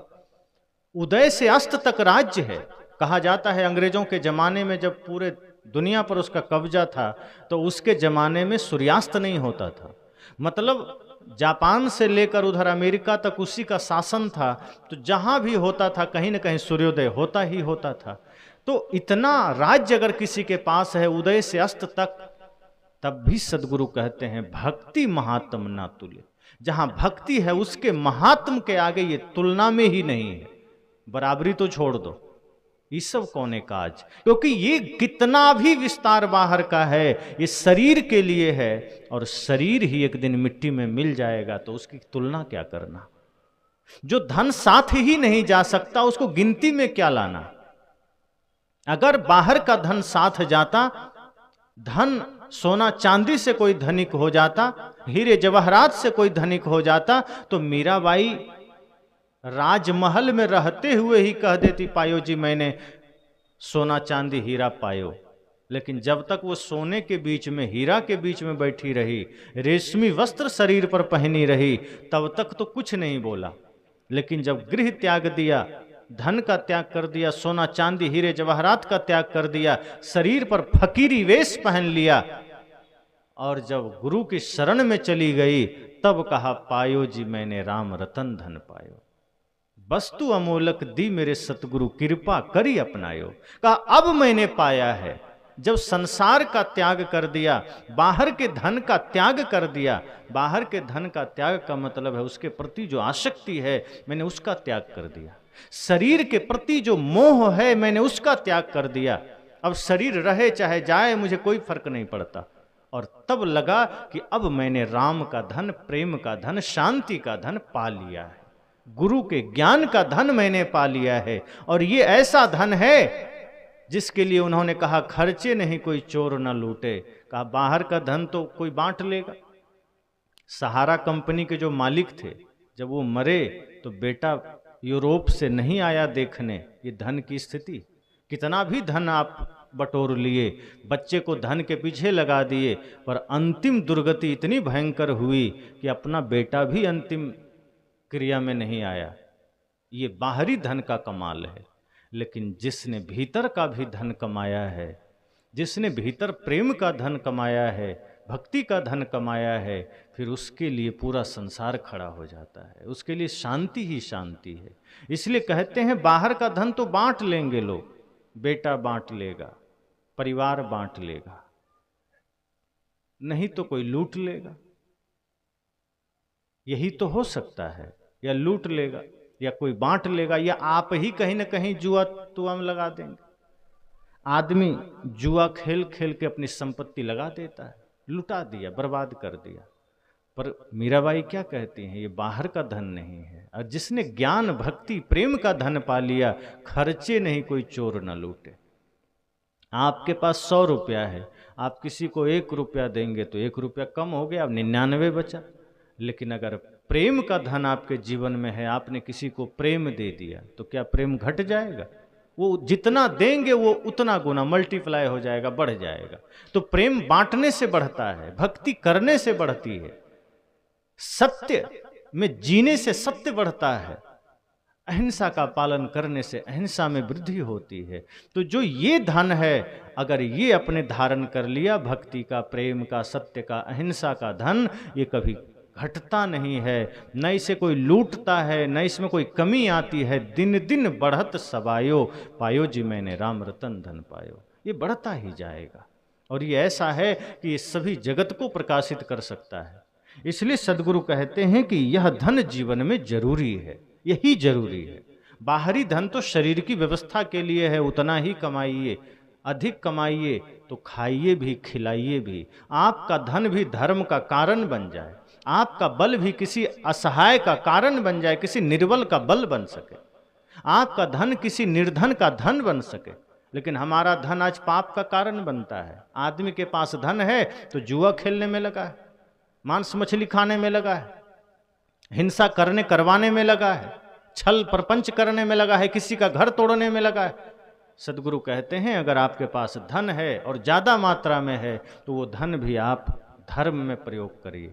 किसी निर्धन का धन बन जाइए, किसी निर्बल का बल बन जाइए, किसी लाचार का सहायक बन जाइए। अगर आपके जीवन में कोई सामर्थ्य आपने पाया है, उस सामर्थ्य पर गुरूर बस मत करिए, घमंड मत करिए, वरना सामर्थ्य तो रावण का भी नहीं टिका, गुरूर तो उसका भी खत्म हुआ। इसलिए अगर बाहर कुछ है वो घमंड के लायक नहीं है, बल्कि ये सोचिए कि नियति ने और आपकी मेहनत ने आपको एक मौका दिया है, एक अवसर दिया है कि आप जगत की सेवा कर सके। अगर कोई द्वार पर कुछ मांगने आ जाए तो खुश हो जाइए कि मैं देने वालों में हूं, इसलिए मेरे पास कोई याचक आया है। ये मेरा सौभाग्य है कि किसी के जीवन का मैं काम आ जाऊंगा, किसी के जीवन के दुख का मैं निवारण कर सकूंगा। ये कभी दुख मत करिए अपने मन में कि मेरे पास कोई क्यों आया। ये सोचिए कि आपको देने वालों में आपका सामर्थ्य आया है। इसलिए सदैव स्वयं को ऐसा बनाइए कि ज्ञान हो, धन हो, बाहर का धन हो, भीतर का धन हो, ये सदैव सेवा में लगता रहे।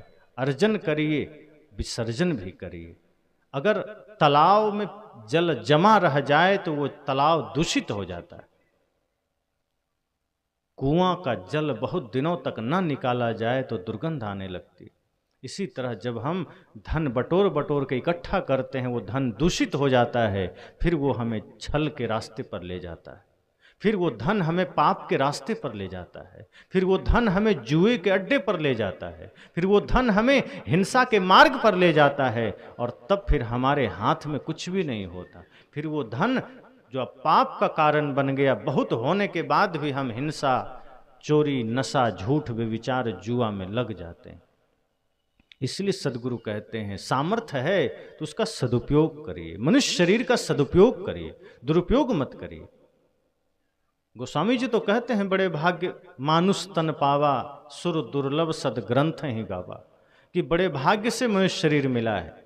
तो बड़े भाग्य इसमें थोड़े है कि नशा कर रहे हैं।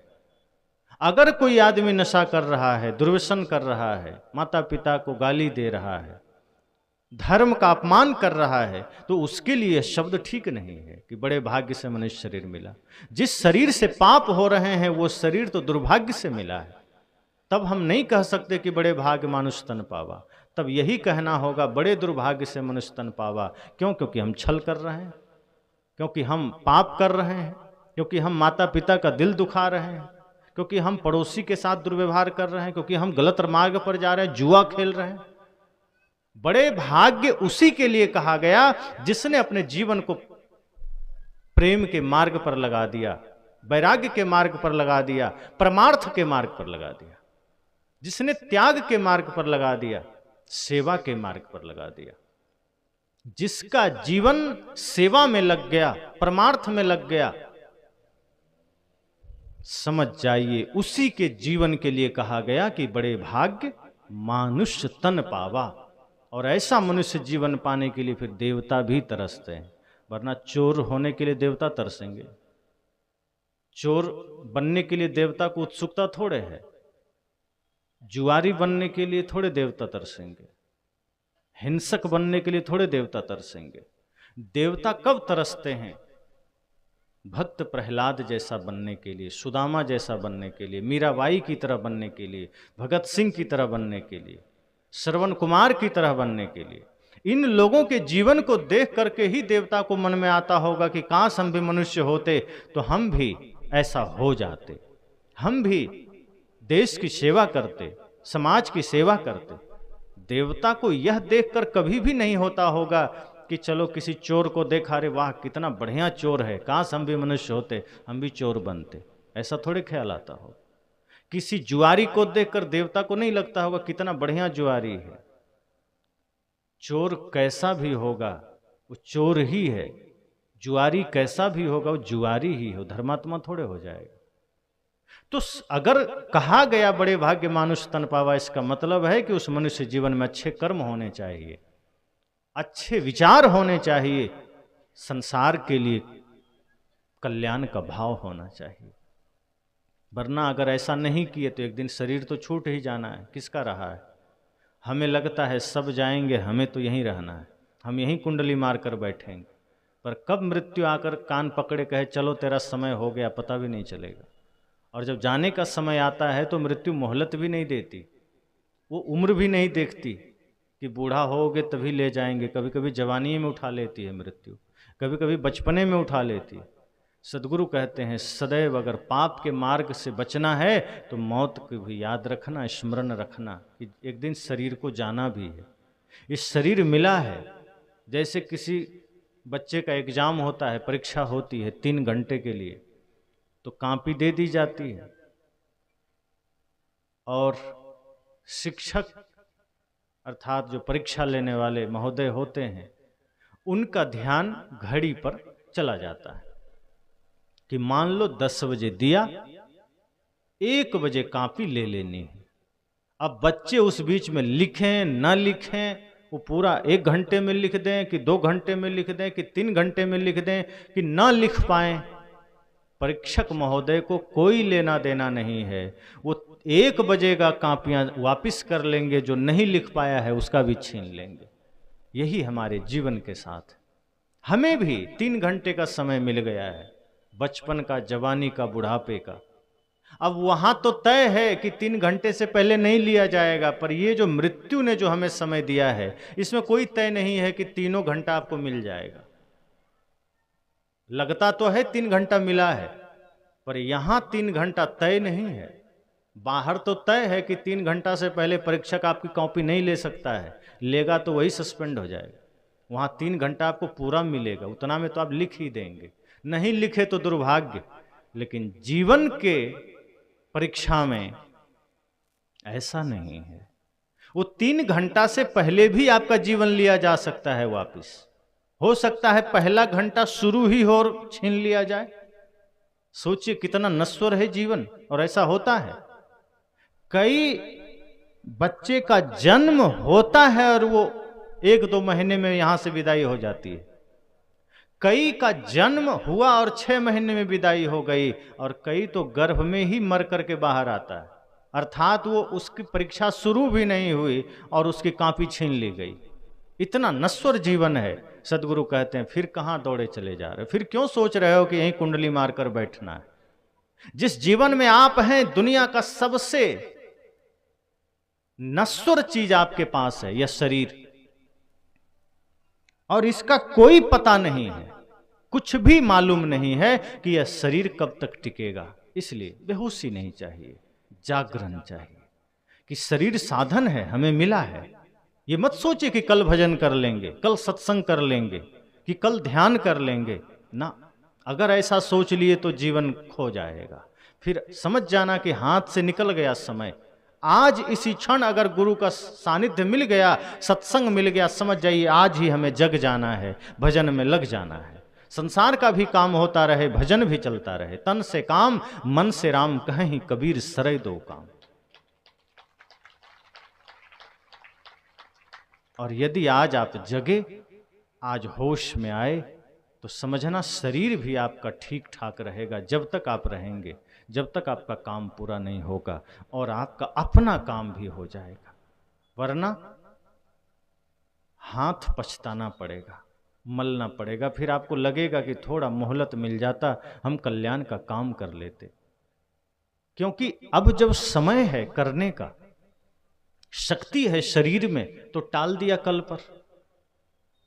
मैंने कहा था ना कि कहीं सत्संग हो तो आदमी कहता है कल कर लेंगे, और कहीं राशन बंट रहा हो तो आज ही ले आएंगे, कहीं ऑर्केस्ट्रा हो रहा हो तो आदमी जवान तो जवान, बूढ़े भी पहुंच जाते हैं छिप के कि चलो आज आनंद ले ही ले। लेकिन सत्संग हो रहा हो तो आदमी सोचता है 3 दिन में है, तीसरा दिन चलेंगे। सदगुरु कहते हैं कभी कल पर मत टाल देना। जो चीज शुभ को तो कम से कम कल पर मत टालिए, शुभ कार्य को आज ही कर लीजिए। ये मत सोचिए कि अभी हम छोटे हैं या अभी हमारी उम्र क्या है भजन करने का। तो संसार में कुछ भी करने का उम्र अगर है तो भजन करने का तो सबसे पहले है, क्योंकि मनुष्य देह भजन के लिए ही मिला है, मुक्ति पथ पर चलने के लिए ही मिला है। हम इसको ही छोड़कर बाकी सब कर लेते हैं, भक्ति ही बस नहीं करते जिसके लिए शरीर वास्तव में मिला है। इस शरीर भक्ति के लिए मिला है। अगर भक्ति के लिए नहीं मिलता तो कीट पतिंगों का शरीर मिल जाता, सांप छुछुंदर कुत्ता बिल्ली का शरीर मिल जाता, उसमें भक्ति नहीं कर सकते। लेकिन मनुष्य शरीर मिलता ही भक्ति के लिए है, और मनुष्य शरीर में आकर हम भक्ति ही नहीं करते हैं, सब कर लेते हैं। इसलिए कभी भी किसी कार्य को, अच्छे कार्य को कल पर न टालिए। जीवन बड़ा नश्वर है, क्षणभंगुर है, कब विदा हो जाए कोई नहीं जानता, कब हमसे छीन जाए कोई नहीं जानता, कब अंतिम घड़ी आ जाए कोई नहीं जानता। लेकिन आदमी क्या करता है, भजन कल कर लेंगे, संसार का काम आज कर लेंगे। अच्छे काम को हम कल पर टाल देते हैं, बुरे काम को आज कर लेते हैं। और इतना ही नहीं, सत्संग को, भजन को, दान को, धर्म को, पुण्य को, परमार्थ को कल पर टालते तो हैं ही, साथ साथ ये भी करते हैं कि जब करने का अवसर आता है तो मुहूर्त निकलवाते हैं कि देखो बढ़िया दिन है कि नहीं, तब सत्संग करेंगे। जो सत्संग खुद सब कुछ बढ़िया कर देता है उसके लिए हम बढ़िया दिन खोज रहे हैं। सत्संग तो स्वयं बढ़िया है, उसके लिए क्या बढ़िया दिन खोजना। जब समय मिले सत्संग कर लीजिए, वो खुद सब बढ़िया हो जाता है। कुछ बढ़िया काम करना है, शादी विवाह भी लोग मुहूर्त देख के करता है कि जो मुहूर्त में होगा तभी करेंगे। सारे शुभ कार्य हम मुहूर्त देखते हैं लेकिन धरती का जितना अशुभ कार्य है सब बिना मुहूर्त देखे होता है। कोई चोर कभी भी पंडित जी के पास नहीं जाता, पंडित जी थोड़ा देख लीजिए बढ़िया दिन होगा तो आज चोरी करेंगे।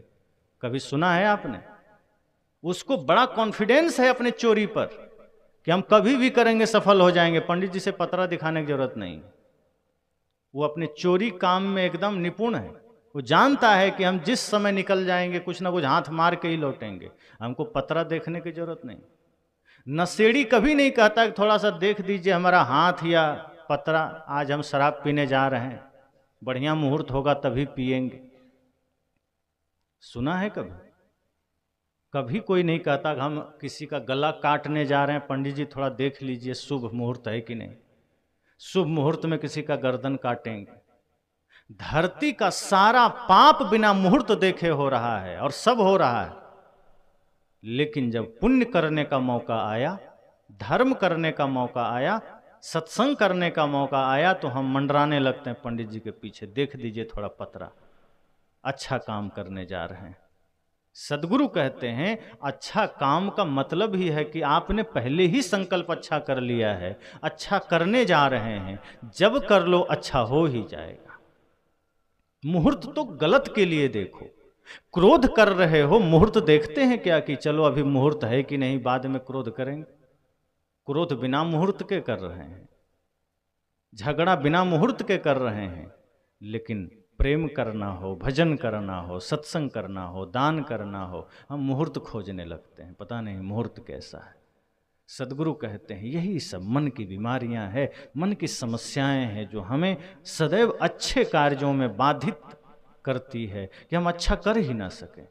एक बाहर का जंजाल है, शास्त्रों का जाल, ठग गुरु लोगों का जाल, और भीतर मन का जाल, ये सब मिल करके आपको रोक देता है।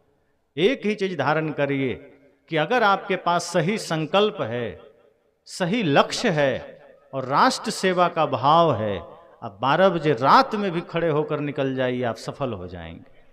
लेकिन अगर मन में पाप है तो कभी भी करिएगा, उसमें आप हो सकता है बाहर से दिखेगा सफल हो गए, पर भीतर आपने बहुत बड़ा पाप का पोटली जमा कर लिया। अच्छे कार्यों के लिए सोचने की जरूरत नहीं है। जब क्रोध करने का मन करे तब सोच लीजिए कि अभी मुहूर्त नहीं है, कल कर लेंगे। लेकिन मीठा बोलना हो, सत्संग करना हो, कभी मत सोचिए कि कल करेंगे, आज करेंगे। और सत्संग तो अकेले में भी हो जाता है। जब आप गुरु के वाणी को स्मरण करते हैं, जब गुरु के शब्दों को याद करते हैं, जिस वक्त उनके आदर्शों को स्मरण करते हैं, उसी क्षण सत्संग हो गया। सत्संग तो आपके बढ़िया चिंतन से हो जाता है। सत्संग में बैठने से ही सत्संग होता है ऐसी बात नहीं है। बहुत लोग सत्संग में बैठे होते हैं, कितने लोग तो सत्संग में बैठते हैं पर सत्संग में होते ही नहीं, उसका मन घर में होता है। इसका मतलब वो सत्संग में हैं लेकिन सत्संग कर नहीं पाए। अब हैं सत्संग में, अब सोच रहे हैं घर में पता नहीं बेटा क्या कर रहा होगा, बहू क्या कर रही होगी, पड़ोसी क्या कर रहा होगा, जानवर को भोजन दिया कि नहीं दिया। दुनिया भर की चीज़ें याद आने लगी, खेत की, खलिहान की, दुकान की। बैठे हैं सत्संग में, ख्याल घर का आ रहा है। बैठे हैं सत्संग में, स्मरण मित्र का हो रहा है। तो आप बैठे हैं लेकिन आप बैठे कहाँ हैं? शरीर आकर बैठ गया, मन कहीं और लगा है। और जब मन कहीं और लगा है तो आप यहां मौजूद ही नहीं। सत्संग तो कहीं भी हो सकता है, और सत्संग में होकर भी सत्संग नहीं हो सकता। अकेले भी हैं और अगर गुरु वचनों का ध्यान है, गुरु के ज्ञान का स्मरण है, तो बाजार में भी सत्संग चल रहा है। और यदि सत्संग स्थल में बैठ के भी दुनियादारी का चिंतन चल रहा है तो अब नहीं है सत्संग में। इसलिए जब भी मौका मिले सत्संग करिए। इस सत्संग समझ लीजिए पावर हाउस है, आपको रिचार्ज करेगा, आपके भीतर धर्म, सत्य, अहिंसा, प्रेम, करुणा की प्रकाश भरेगा, ऊर्जा भरेगी। जिसके जीवन में प्रेम की ऊर्जा है, सत्य की ऊर्जा है, वो आदमी सदैव सफल होता है, वो आदमी सदैव शांति में जीता है। दुनिया की कोई शक्ति उसे झुका नहीं सकती है, दुनिया की कोई शक्ति उसे परेशान नहीं कर सकती। परेशान वही आदमी होता है जो कहता है गुरुजी हम भक्ति तो करते हैं लेकिन क्या करें, बड़ा परेशान है, फिर वो भक्ति करता ही नहीं है। कोई कहे कि सूर्योदय तो है लेकिन हमें दिख नहीं रहा है, तो आप क्या कहेंगे कि या तो सूर्योदय हुआ ही नहीं होगा या फिर ये आदमी अंधा होगा। यही दो बात हो सकती है, तीसरा कोई कारण नहीं होगा। अगर कोई कहे मैं भक्ति करता हूं फिर भी जीवन में समस्या है, फिर भी माया से हार जाता हूं, इसका मतलब या तो भक्ति ही नहीं किया या फिर ये पहले से हारा हुआ है, ये पहले से समस्या में है। करने के तरीके में भेद हो सकता है। वास्तव में हृदय में अगर ज्ञान का दिया जल जाए तो सारे अंधेरे मिट सकते हैं। इसलिए मौका मिला है, इस सत्संग एक अवसर है। कल पर मत टालिए कि चलो उम्र पड़ी है, उम्र का पता नहीं कितना पड़ी है, नहीं पड़ी है, कोई नहीं जानता। ये नश्वर जीवन है, क्षणभंगुर जीवन है, कब कौन किससे बिछुड़ जाए कोई नहीं जानता। हंसता हुआ जीवन कब विराम हो जाए कोई नहीं जानता। इसलिए सत्संग का अवसर जब भी मिले, सत्संग का सानिध्य जब भी मिले, सब काम छोड़ के जरूर चले जाइए और सुनिए। दो ही बात सुनिए, उसको जीवन में उतारिए। कोई जरूरी नहीं कि हम 5 घंटे सुनेंगे तो ही जीवन बदलेगा। जीवन अगर बदलना हो तो एक शब्द गुरुदेव का ताका अनंत विचार, एक शब्द भी अगर हमने ठीक से सुन लिया तो जीवन बदल सकता है। और इतिहास उठाकर देखिए, अधिकांश लोगों का जीवन एक घटना, एक शब्द से ही बदला है। जो हम याद करते हैं रत्नाकर का, जो वाल्मीकि हुए बाद में, एक घटना से जीवन बदल गया। सप्तऋषि या नारद जी की बात आती है कि उनसे उनकी मुलाकात हुई, लूटना चाह रहा था, लेकिन उन्होंने ज्ञान के द्वारा उसके भीतर के सत्य को जगा दिया कि जिसके लिए तुम पाप कर रहे हो कोई पाप का भागी नहीं बनेगा, सारे पाप के दंड तुम्हें ही भुगतने पड़ेंगे। रत्नाकर को लगा कि हम पत्नी के लिए कर रहे हैं, माँ बाप के लिए कर रहे हैं, वो लोग भी पाप बांट लेंगे। लेकिन जब वो पूछने गया तो सबने कह दिया कि तुम कैसे कमाता है, कहाँ से लाता है, हमें क्या लेना देना, तुम्हारा कमाई तुम जानो, हम तो सिर्फ खा रहे हैं।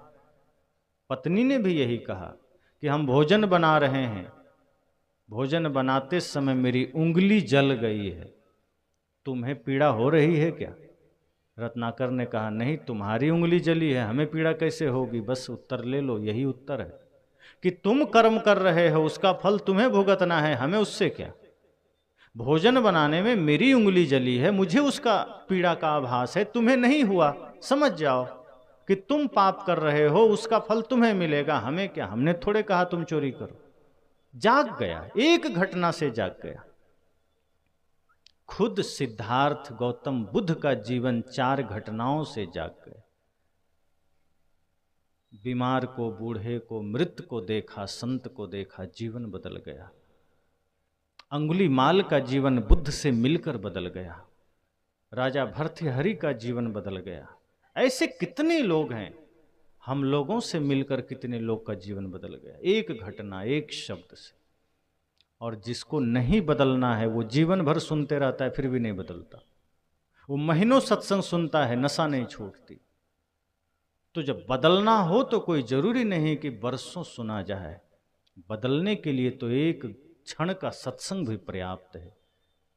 एक घड़ी आधी घड़ी आधी में पुण्य याद, कबीर संगत साधु की कटे कोटि अपराध।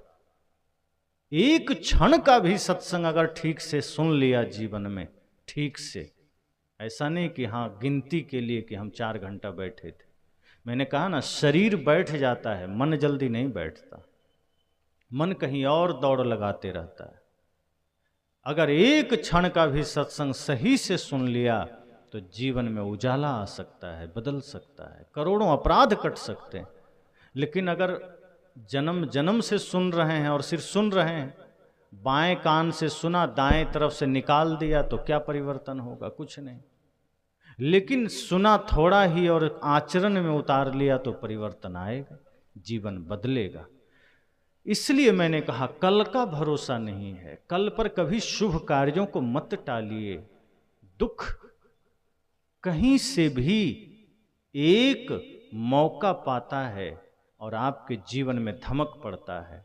इसलिए जैसे ही आप शुभ काम को कल पर टालते हैं, आपके जीवन में अंधेरा छा जाता है, आपके जीवन में अशुभ का आगमन हो जाता है, दुख का आगमन हो जाता है।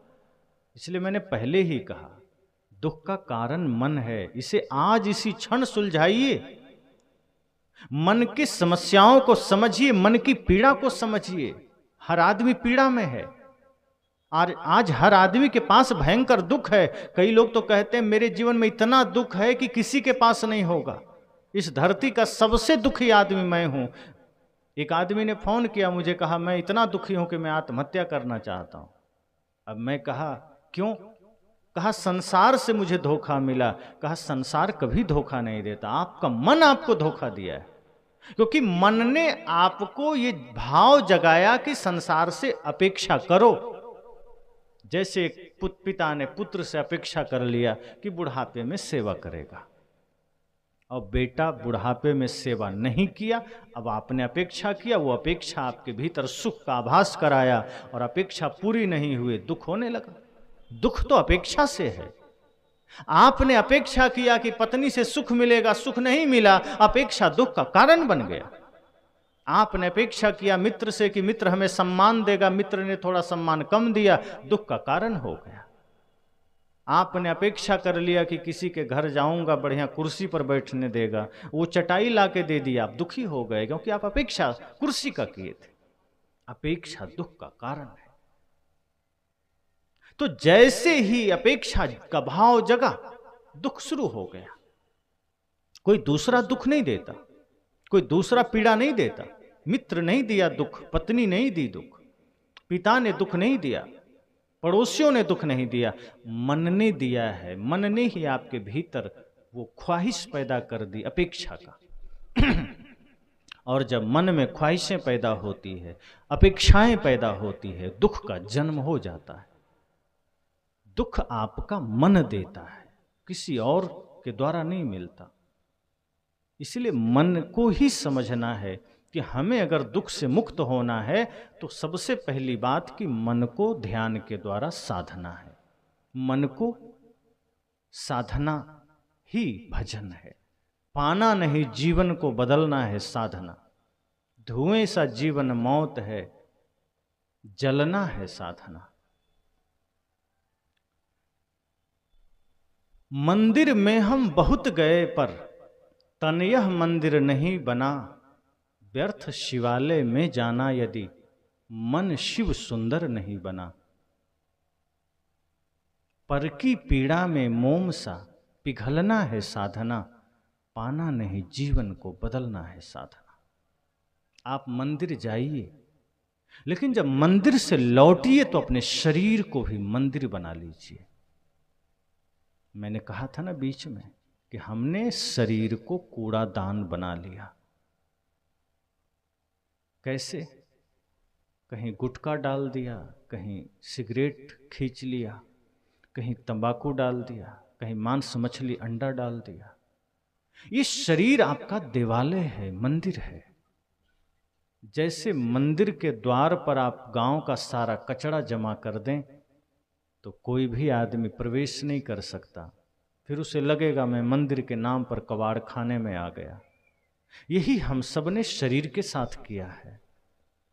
शरीर है मंदिर, शरीर है तपोभूमि, और इसके दरवाजे पर ही मुख्य दरवाजा है। आंख, नाक, कान इस मंदिर की खिड़कियां हैं, मुख इस मंदिर का दरवाजा है।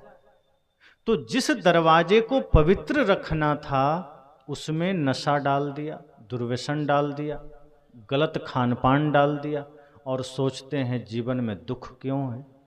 तो जो शरीर मंदिर है, जिसे मंदिर की तरह पवित्र रखना था, उसमें आपने कूड़ादान बना करके कुछ भी डाल दिया। तो जब खाया ही गलत सब कुछ है तो भीतर से निकलेगा कैसे अच्छा। जैसा खाएंगे अन्न वैसा बनेगा मन, जैसा पिएंगे पानी वैसी होगी बानी, जैसा करेंगे संग वैसा चढ़ेगा रंग। सीधी बात। इसलिए सदगुरु कहते हैं सजग रहिए, शरीर को कूड़ादान मत बनाइए, मंदिर बनाइए। ये शरीर मंदिर है। प्रकृति ने गंदा शरीर नहीं दिया था। प्रकृति ने जो शरीर दिया निर्मल दिया, पवित्र दिया। दांत मोती की तरह चमक रहे थे जब 1 साल में दांत आए तो, लेकिन गुटखा खा के, पुड़िया खा के, तंबाकू खा के दांत को ऐसा बना लिया जैसे डामर लपेट दिया है उसमें। सड़क में जो डामर बिछाई जाती, लगता है पूरा मुख में वही पेंट करवा दिया। अब ये दुर्गति अगर शरीर का रहेगा तो मुख से अच्छा कैसे निकलेगा। इसलिए मैंने कहा ये शरीर आपका साधन है, इसको भी गंदा मत करिए। इस साधन है, इसको पवित्र रखिए। और पवित्र शरीर से जब पवित्र काम करेंगे, पवित्र वचन बोलेंगे, तो जीवन में सदैव शुभता रहेगी, पवित्रता रहेगी, सुख रहेगा। इसलिए सत्संग को कल पर मत टालिए, शुभ काम को कल पर मत टालिए, अच्छे काम को कल पर मत टालिए। लेकिन गलत करने का ख्याल मन में आ जाए, कुछ पाप करने का ख्याल मन में आ जाए कभी, तो उसे कल पर जरूर टाल दीजिए, आज मत करिए। किसी को गाली देने का मन करे तुरंत मत दीजिए, आप सोच लीजिए कि आज गाली नहीं देंगे, कल दे लेंगे। किसी से झूठ बोलने का मन करे, सोचिए आज नहीं कल बोल लेंगे। जब आप इस तरह संकल्प लेंगे तो मन धीरे धीरे समझने लगेगा कि हमें पाप के मार्ग पर नहीं जाना है, अन्याय के मार्ग पर नहीं जाना है, हमें भक्ति के मार्ग पर चलना है, क्योंकि भक्ति ही जीवन का आधार है। ये मनुष्य शरीर भक्ति के लिए ही मिला है और भक्ति से ही मुक्ति संभव है। संसार का सारा काम करिए, समाज में रहिए, समाज का काम करिए, राष्ट्र निर्माण का काम करिए, लेकिन ध्यान रखिए जीवन थोड़ा है और इस थोड़े से जीवन में हमें पाप नहीं कमा के जाना है, धर्म कमा के जाना है। हम जाएंगे, सबको जाना है, पर ऐसा करके जाएंगे ताकि हमारा जाना लोगों के दिलों में स्मृति बन जाए। ऐसा ना हो कि अपने ही लोग हमें भूल जाएं, फिर ऐसा जीवन किस काम का। खूब जिए, खाए पिए, धन इकट्ठा किया और मृत्यु आई, चले गए, कोई याद भी नहीं किया। दूसरे तो क्या ही याद करेंगे, घर के लोग भी भुला दिए 2 साल में, 6 महीने में।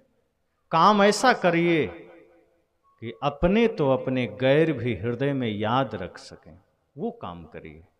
और वो काम सिर्फ परमार्थ हो सकता है। अपने लिए आप कुछ भी कर जाइए, संसार याद नहीं रखेगा। अगर आपने किसी भी तरह से समाज राष्ट्र निर्माण में भूमिका निभा दी है, लोगों की सेवा में अपने जीवन को लगा दिया है, माता पिता गुरु एवं राष्ट्र की सेवा में स्वयं को समर्पित कर दिया है, तो निश्चय ही आप अमर हो जाएंगे। आपके ये कर्म आपको मरने नहीं देंगे, आपके ये शुभ कर्म आपको अमर बना देंगे और यही जीवन की उपलब्धि होगी, यही जीवन की ताकत होगी। आप रहें ना रहें, लेकिन आपके कर्म रहेंगे और फिर आप अपने आने वाली पीढ़ियों में भी वो ज्ञान, वो आदर्श, वो संस्कार देकर जा सकेंगे। तो इसलिए मैंने कहा कि हम सब का जीवन में दुख है, हमारे जीवन में पीड़ा है, हमारे जीवन में समस्या है, लेकिन वो समस्या मन के कारण है, किसी दूसरे के कारण नहीं है। कभी भी मत सोचिए कि पिताजी के कारण दुख है, पत्नी के कारण दुख है, कभी भी मत सोचिए कि मित्र के कारण दुख है। सारे दुख मन के कारण हैं और मन को ध्यान के द्वारा, सत्संग के द्वारा साधा जा सकता है, निर्मल किया जा सकता है, नियंत्रित किया जा सकता है। और जिसने ऐसा कर लिया वो सुखी हो गया, उसका दुख मिट गया। और जब तक हम दूसरे को कारण मानते रहेंगे अपने सुख और दुख का, तब तक कोई हमें सुखी नहीं कर सकता, कोई हमारे दुख को मिटा नहीं सकता। इसलिए अस्थाई सुख शांति चाहिए तो जीवन में यही संकल्प लीजिए कि हम सब मुसाफिर हैं, मेहमान हैं इस धरा पर, पता नहीं कब टिकट मिल जाए जाने का। उससे पहले कुछ अच्छा कर जाना है। बने जो कुछ धर्म कर ले, यही एक साथ जाएगा। जो कुछ भी बन सके अच्छा करना है और सदैव संकल्पित रहना है कि कुछ ना कुछ पुण्य काम जीवन में करना है। पाप तो होते ही रहते हैं जाने अनजाने में, लेकिन हम पुण्य के लिए कभी प्रयासरत नहीं होते। कभी भी हम स्वयं के लिए सोचते नहीं हैं कि अपने लिए तो हम खूब कर रहे हैं, पर हमारी सांसें, हमारा बल, हमारा धन किसी और के भी काम आ जाए। जो ऐसा सोच लिया, समझना वही तो धर्मात्मा है। कौन है धर्मात्मा? मंदिर जाने वाला धर्मात्मा नहीं है, मस्जिद जाने वाला धर्मात्मा नहीं है। धर्मात्मा वो है जो प्राणियों के भीतर परमात्मा को देख लिया, जो सबके भीतर भगवान का दर्शन कर लिया, वो धर्मात्मा है। और जिसने प्राणियों के भीतर भगवान को देख लिया, वो प्राणियों के साथ कम से कम छल तो नहीं कर पाएगा। अगर आपको किसी में परमात्मा का दर्शन हो गया तो आप उसके साथ दुर्व्यवहार नहीं कर सकते। अगर दुकानदार को अपने ग्राहक में भगवान दिखने लगे तो वो फिर ग्राहक को चूना लगाएगा क्या? फिर वो बढ़िया सामान देगा, उचित रेट पर देगा, उचित मुनाफा के साथ देगा। आज जिस तरह से देश में मिलावटबाजी का युग चल रहा है, जिस तरह छल प्रपंच भ्रष्टाचार का युग चल रहा है, भगवान के प्रसाद वाले लड्डू में चर्बी मिलाई जा रही है, सरसों के तेल में दुनिया भर की मिलावटें हो रही है, कहीं शुद्धता की कोई गारंटी नहीं। और ये कौन लोग कर रहे हैं? अपने ही देश भारत के लोग कर रहे हैं, जो कहते हैं कि हम तो उस देश में रहते हैं जो धर्म प्रधान है, हम उस देश में रहते हैं जहाँ गंगा बहती है, हम उस देश में रहते हैं जहाँ दूध दही की नदियाँ बहती है। दुर्भाग्य है, जिस देश में गंगा बहती है वहाँ लोग शराब में डुबकी लगाते हैं, जिस देश में दूध दही की नदियां बहती है वहां लोग Coca Cola Thums Up Pepsi पीते हैं। ये दुर्भाग्य ही तो कितना भी आप कोशिश कर लीजिए, पर आप देखिए चारों ओर भ्रष्टाचार है कि नहीं। आप दुकान में जाइए, आपको सामान सही मिलेगा, कोई गारंटी नहीं। हर चीज नकली आपको मिल रही है, कोई गारंटी नहीं। कौन कर रहा है? ये हम और आप ही तो कर रहे हैं। किस लिए? थोड़ा सा धन आ जाए, वो धन के लिए हम इतना पाप कर रहे हैं जो धन अस्थाई नहीं है। सोचिए अगर धन अस्थाई होता तो क्या करते। जो धन छूट जाने वाला है, जो शरीर छूट जाने वाला है, हम उसके लिए इतना पाप कर रहे हैं, उसके लिए इतना छल कर रहे हैं, अपनों को ही छल रहे हैं, अपने देश को ही छल रहे हैं, अपने देश से ही गद्दारी कर रहे हैं। ऐसे लोगों को क्या कहा जाए? किसी आदमी को अगर कह दिया जाए तुम्हें 1 करोड़ रुपया देंगे, अपने ही किसी शहर में बम गिराना है, बहुत से लोग तैयार हो जाएंगे। और कौन फोड़ता है बम? अपने देश में जो बम धमाके हो रहे थे पहले, या अब जो कश्मीर में हो रहे हैं, क्या वो डायरेक्ट कोई आतंकवादी घुसता है? कहीं ना कहीं देश का कोई आदमी जिम्मेदार होता है, वही पैसा लेकर के जगह बताता है, उसको सारा लोकेशन देता है। कि पैसे के ही खातिर तो कर रहा है, वो जान रहा है कि मारे जाएंगे, फिर भी कर रहा है। लालच इतनी प्रबल है।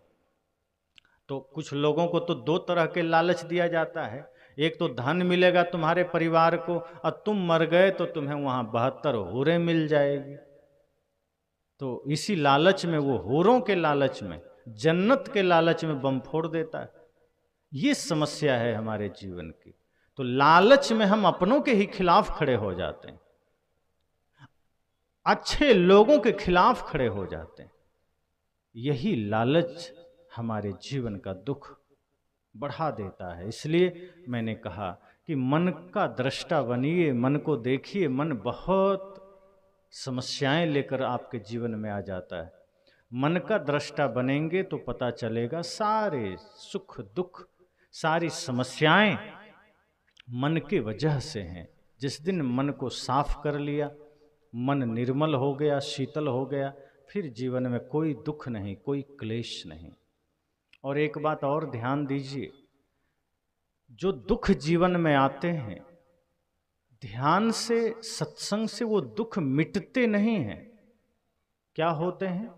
जब आप ध्यान करते हैं, सत्संग करते हैं, आपका मन सकारात्मक हो जाता है, आपके भीतर आध्यात्मिक शक्ति जागृत हो जाती है। फिर आप इतना मनोबल से मजबूत हो जाते हैं, भीतर से आप इतने शक्तिशाली हो जाते हैं कि दुख आते भी हैं वो तिनके के समान चले जाते हैं। फिर आप उसका दृष्टा बन जाते हैं, वो आपका कुछ कर नहीं पाता। सत्संग करने से कोई दुख नहीं मिटता, सत्संग करने से दुख को समझने की शक्ति मिल जाती है। जो कल तक दुख लग रहा था, सत्संग करने से वही दुख लगता है, दुख है ही नहीं। दुख को भी आप सीढ़ियां बना लेते हैं, माध्यम बना लेते हैं, प्रतिकूलताओं को भी आप आधार बना लेते हैं। कितने लोग हैं समाज में जिनके जीवन में विषम परिस्थितियां आती है, लेकिन उस विषम परिस्थिति को ही वो आधार बना करके सफलता के शिखर पर चढ़ जाते हैं। ऐसे ही जब हम भक्ति करते हैं, ध्यान करते हैं, तो हमें इतना सूत्र मिल जाता है, इतनी शक्ति मिल जाती है कि हम उस दुख को भी सुख का साधन बना लेते हैं। फिर हम विपत्तियों को भी अपने जीवन के सुख का आधार बना लेते हैं। जिस प्रकार सीढ़ी होती है घर में, तो आप नीचे से ऊपर चले जाते हैं और उसी सीढ़ी से ऊपर से नीचे आ जाते हैं। अलग सीढ़ी थोड़े लगानी पड़ती है कि चलो एक सीढ़ी लगाया, अब पहले चढ़ने के लिए दूसरा लगाएंगे उतरने के लिए। सीढ़ी एक ही है, आप चढ़ भी सकते हैं, उतर भी सकते हैं। इसी तरह से आप सकारात्मक शक्ति जागृत करेंगे अपने भीतर, अपने मन को सकारात्मक बनाएंगे, उसी से आप परम शांति में चले जाएंगे। नकारात्मक बनाएंगे, उसी मन के द्वारा नरक में चले जाएंगे। करना कुछ नहीं, सिर्फ मन में शुभ शक्ति को जागृत करना है, सकारात्मक शक्ति को जागृत करना है।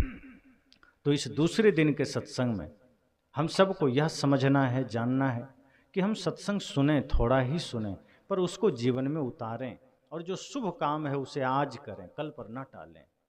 जो समस्या है उसको समझने का प्रयास करें, गुरु संत सज्जन के सानिध्य में जाएं। अगर मन में कोई पीड़ा है, मन में कोई समस्या है, उसे मिटाइए, मन की समस्या ध्यान से मिटेगी, नाम जप से नहीं मिटेगी, गंगा में नहाने से नहीं मिटेगी, हवन करने से नहीं मिटेगी, वो सत्संग और ध्यान से मिटेगी।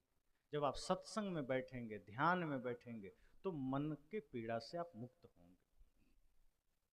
जो मन तो है दुख का कारण, मन तो है पीड़ा का कारण, लेकिन उस पीड़ा को मिटाना भी आपको ही है, वो तीर्थों में नहीं मिटेगा। तो समझना यही है कि कल जीवन रहे न रहे, हम संसार के सारे काम आज करने को तत्पर हैं, और भजन का काम कल पर करना है, कल पर टालना है। सत्संग कल पर टाल दे रहे हैं, शुभ काम कल पर टाल दे रहे हैं, शुभ के लिए मुहूर्त की तलाश कर रहे हैं। कभी भी शुभ कार्य के लिए मुहूर्त मत देखिए, जिस दिन इच्छा करे कर लीजिए।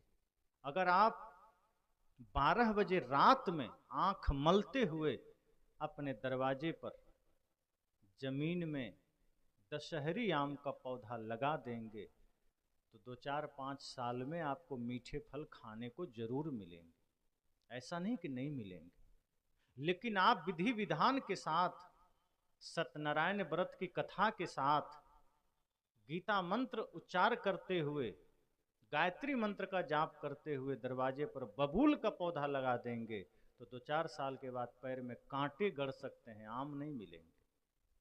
आप जो करेंगे सच्चे मन से, वो सच्चा काम होगा। लेकिन गंदे मन से प्रार्थना गाते हुए करें, गलत काम करें कि चलो हम तो भगवान का नाम लेकर कर लेते हैं, पूजा करके कर लेते हैं, लेकिन अगर ध्येय गलत है, कर्म गलत है, उसका फल कभी अच्छा नहीं हो सकता। फल अच्छा तभी होगा जब कर्म अच्छा होगा। इसलिए मैंने कहा कि जो शुभ है उसे कल पर मत टालिए। इच्छा हो गया सत्संग करना है, तो मत सोचिए कि हमें पत्रा देखना पड़ेगा, पंडित जी से दिन दिखाना पड़ेगा। मन में संकल्प शुभता का आया, आप कर लीजिए, सफल हो जाएंगे। क्योंकि गलत काम करने के लिए हम कभी पत्रा नहीं देखते, गलत काम करने के लिए हम कभी मुहूर्त नहीं देखते। किसी चोर ने आज तक पंडित जी से नहीं पूछा कि हमें चोरी करना है, बढ़िया सा दिन तारीख बता दीजिए। किसी हिंसक आदमी ने नहीं कहा कि हमें किसी की हत्या करनी है, जरा बता दीजिए तारीख कब करें। नशा करनी है, जरा बता दीजिए मुहूर्त, किस घड़ी में शराब पिए, कोई कहा क्या? सास बहू के झगड़े हैं, कभी आपने जाके दिखाया पंडित जी से कि जरा पतरा देखिए किस दिन दोनों में झगड़ा ठीक रहेगा? जब मन आया झगड़ लिए किसी बात पर। झगड़े में आप सफल हो जा रहे हैं कभी भी, और शुभ काम करने के लिए आप असफल हो जाएंगे। ये मन सिर्फ नचा रहा है आपको। जहां शुभ काम में मन आपको अड़ंगा डाले, जहां समझाने का प्रयास करे मन कि देखो कल करना, परसों करना, बाद में करना, धन की कमी है, पद की कमी है, व्यवस्था की कमी है, समझ जाइए ये मन आपको भटका रहा है। सत्संग के लिए व्यवस्था छोटी है, छोटा ही कर लीजिए। धर्म करने के लिए बहुत बड़ी व्यवस्था नहीं चाहिए, पुण्य करने के लिए बहुत बड़ी व्यवस्था नहीं चाहिए, दान करने के लिए धन ही बस हो जरूरी नहीं, मन से भी आप कर सकते हैं, तन से भी कर सकते हैं। मान लीजिए कोई निहायत ही गरीब आदमी है, खाने को अन्न नहीं है, तो क्या वो दान नहीं कर सकता? सदगुरु कहते हैं फिर प्रेम का दान करो, मीठे वचन का दान करो, शुभ संकल्पों का दान करो, सही चिंतन का दान करो। इतना तो कर सकते हो, किसी को मीठे वचन तो दे सकते हो। धन नहीं दिया कोई बात नहीं, नहीं है, चिंता ना करो, मीठे वचन दे दो, सत्य वचन दे दो, शुभ संकल्प दे दो। अगर ये दे दिया तो किसी न किसी दिन धन भी होगा तो दे दोगे, लेकिन अगर ये नहीं दिया तो फिर कुछ नहीं दिया। इसलिए जीवन में सदैव जागृत रहिए, क्योंकि बेहोशी में हम जीते हैं तो यही सारे खुराफात हमारे मन में आते हैं। हम गलत काम में लगते हैं, गलत दृश्यों में लगते हैं, गलत चिंतन में लगते हैं, और उसी में लगते लगते अचानक ख्याल आता है कि चलो थोड़ा पाप कटाने के लिए मंदिर चलते हैं, फिर मंदिर चले जाते हैं। किसी ने समझा दिया, बस घर बैठे थोड़ा सा पूजा पाठ कर लेना, ये सारे पाप कट जाएंगे। मन को थोड़ा ढाढ़स मिलता है कि चलो कोई बात नहीं है, उपाय है। और हमारे ऐसे ऐसे लोग हैं समाज में जो आपको उपाय भी दिखा देते हैं कि पाप करते रहो, हमारे पास उपाय है, हम ठीक कर देंगे। कितने ऐसे लोग हैं। इसलिए लेकिन सजग होना है, कर्म सही करना है, और उसके लिए मन का सही होना जरूरी है, क्योंकि मन ही सारी समस्याओं का जड़ है। तो जब मन निर्मल तो समझिए सब कुछ सही, फिर आप जिस घड़ी भी चाहेंगे उसी समय पुण्य हो सकता है, कल पर नहीं टालेंगे। फिर आप ये नहीं सोचेंगे कि चलो कल सत्संग करेंगे, कल भजन करेंगे, कल ध्यान करेंगे, कल मीठा बोलेंगे, फिर आज ही करेंगे। कभी किसी कारण से गुस्सा आ गया, फिर आप टाल देंगे कि नहीं मुझे नहीं करना। अब आप जागृत रहेंगे तो गलत जब भी ख्याल मन में आएगा, गलत चिंतन मन में आएगा, धीरे से भीतर की जो आत्म शक्ति है वो खड़ी होगी कि नहीं इसको मत आने दो, ये तुम्हें बर्बाद करेगी। मन प्रयास करेगा लाने का, लेकिन आपका आत्मबल इतना सजग हो उठेगा, आपकी चेतना इतनी जागृत हो उठेगी कि मन का नहीं चलेगा वहां। फिर अभी हमारी चेतना सोई हुई है, आत्मशक्ति सोई हुई है, इसलिए मन का चल रहा है। आप सोए हुए हैं इसलिए कोई भी कुछ करके चला जाता है।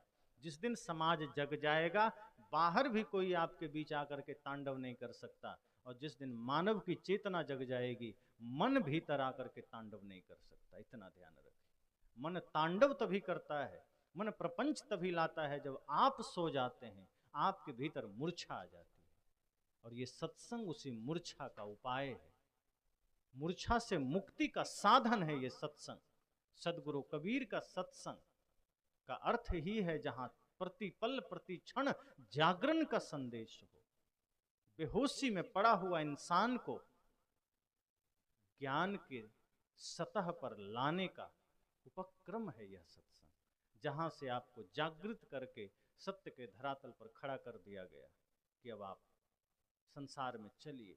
एक जागा हुआ व्यक्ति किसी भी समाज में किसी भी जगह जा सकता है, कोई उसका नुकसान नहीं कर सकता, कभी वो भटक नहीं सकता है। पर सोया हुआ आदमी अगर तीर्थ में भी बैठा है तो कभी भी पाप हो सकता है। सोया हुआ आदमी अगर सत्संग में बैठा है वहां भी भूल हो सकती है, और होती है। बहुत लोग सत्संग में आते हैं, ऐसे भी लोग उसमें आ जाते हैं जो जाते समय अपना टूटा हुआ चप्पल छोड़ देते हैं, दूसरे का नया पहन के निकल जाते हैं। वो आते ही इसीलिए, वो यहां भी सोए हुए अवस्था में आते हैं। ऐसे लोग तो कहते हैं कि अगर साल में 10 सत्संग मिल गया तो हमारे जूते चप्पल कभी पुराने नहीं होते। मतलब है कि वो यही करने ही जाते हैं। तो सत्संग जो किसी के लिए जागृत केंद्र है, किसी के लिए ये सब भी बन जाता है, जूता चप्पल परिवर्तन केंद्र भी बन जाता है। कुछ लोग इसी ध्येय से आते हैं, कुछ लोग सिर्फ खाने आ जाते हैं, लेकिन अधिकांश ऐसी स्थितियां हमारे जीवन में तभी आती है जब हम बेहोशी में जीते हैं। जहां भी थोड़ा सा भी होश जगा, थोड़ी सी भी चेतना जगी, और ये भान हुआ कि मृत्यु अटल है, इस शरीर तो छिनेगा ही, फिर इस शरीर से इतने पाप करने का औचित्य क्या है, अर्थ क्या है, प्रयोजन क्या है। चलो स्थिर रहता तो लूट लाट करके घर भर लेते, पर जो शरीर खुद मिट जाना है उसके लिए इतने पाप क्यों? क्यों ना पुण्य कमा कर चलें, क्यों ना हृदय में प्रेम के दिए जला कर चलें, क्यों ना सबके भीतर प्रेम की गंगा बहा कर चलें। क्यों ये हम झूठ फरेब छल प्रपंच का कचरा फैला कर जा रहे हैं? ये करके क्या पा लेंगे, क्या हासिल कर लेंगे? अच्छा हो जीवन को सजा के चलें, शरीर को सजा के देख लिया, घर को सजा के देख लिया, अच्छा हो चरित्र को सजा लें, मन को सजा लें, और जिसने मन को सजा लिया वही विजयी हो गया, वही अमर हो गया। इसी मंगल कामना के साथ वाणी को विराम देता हूं।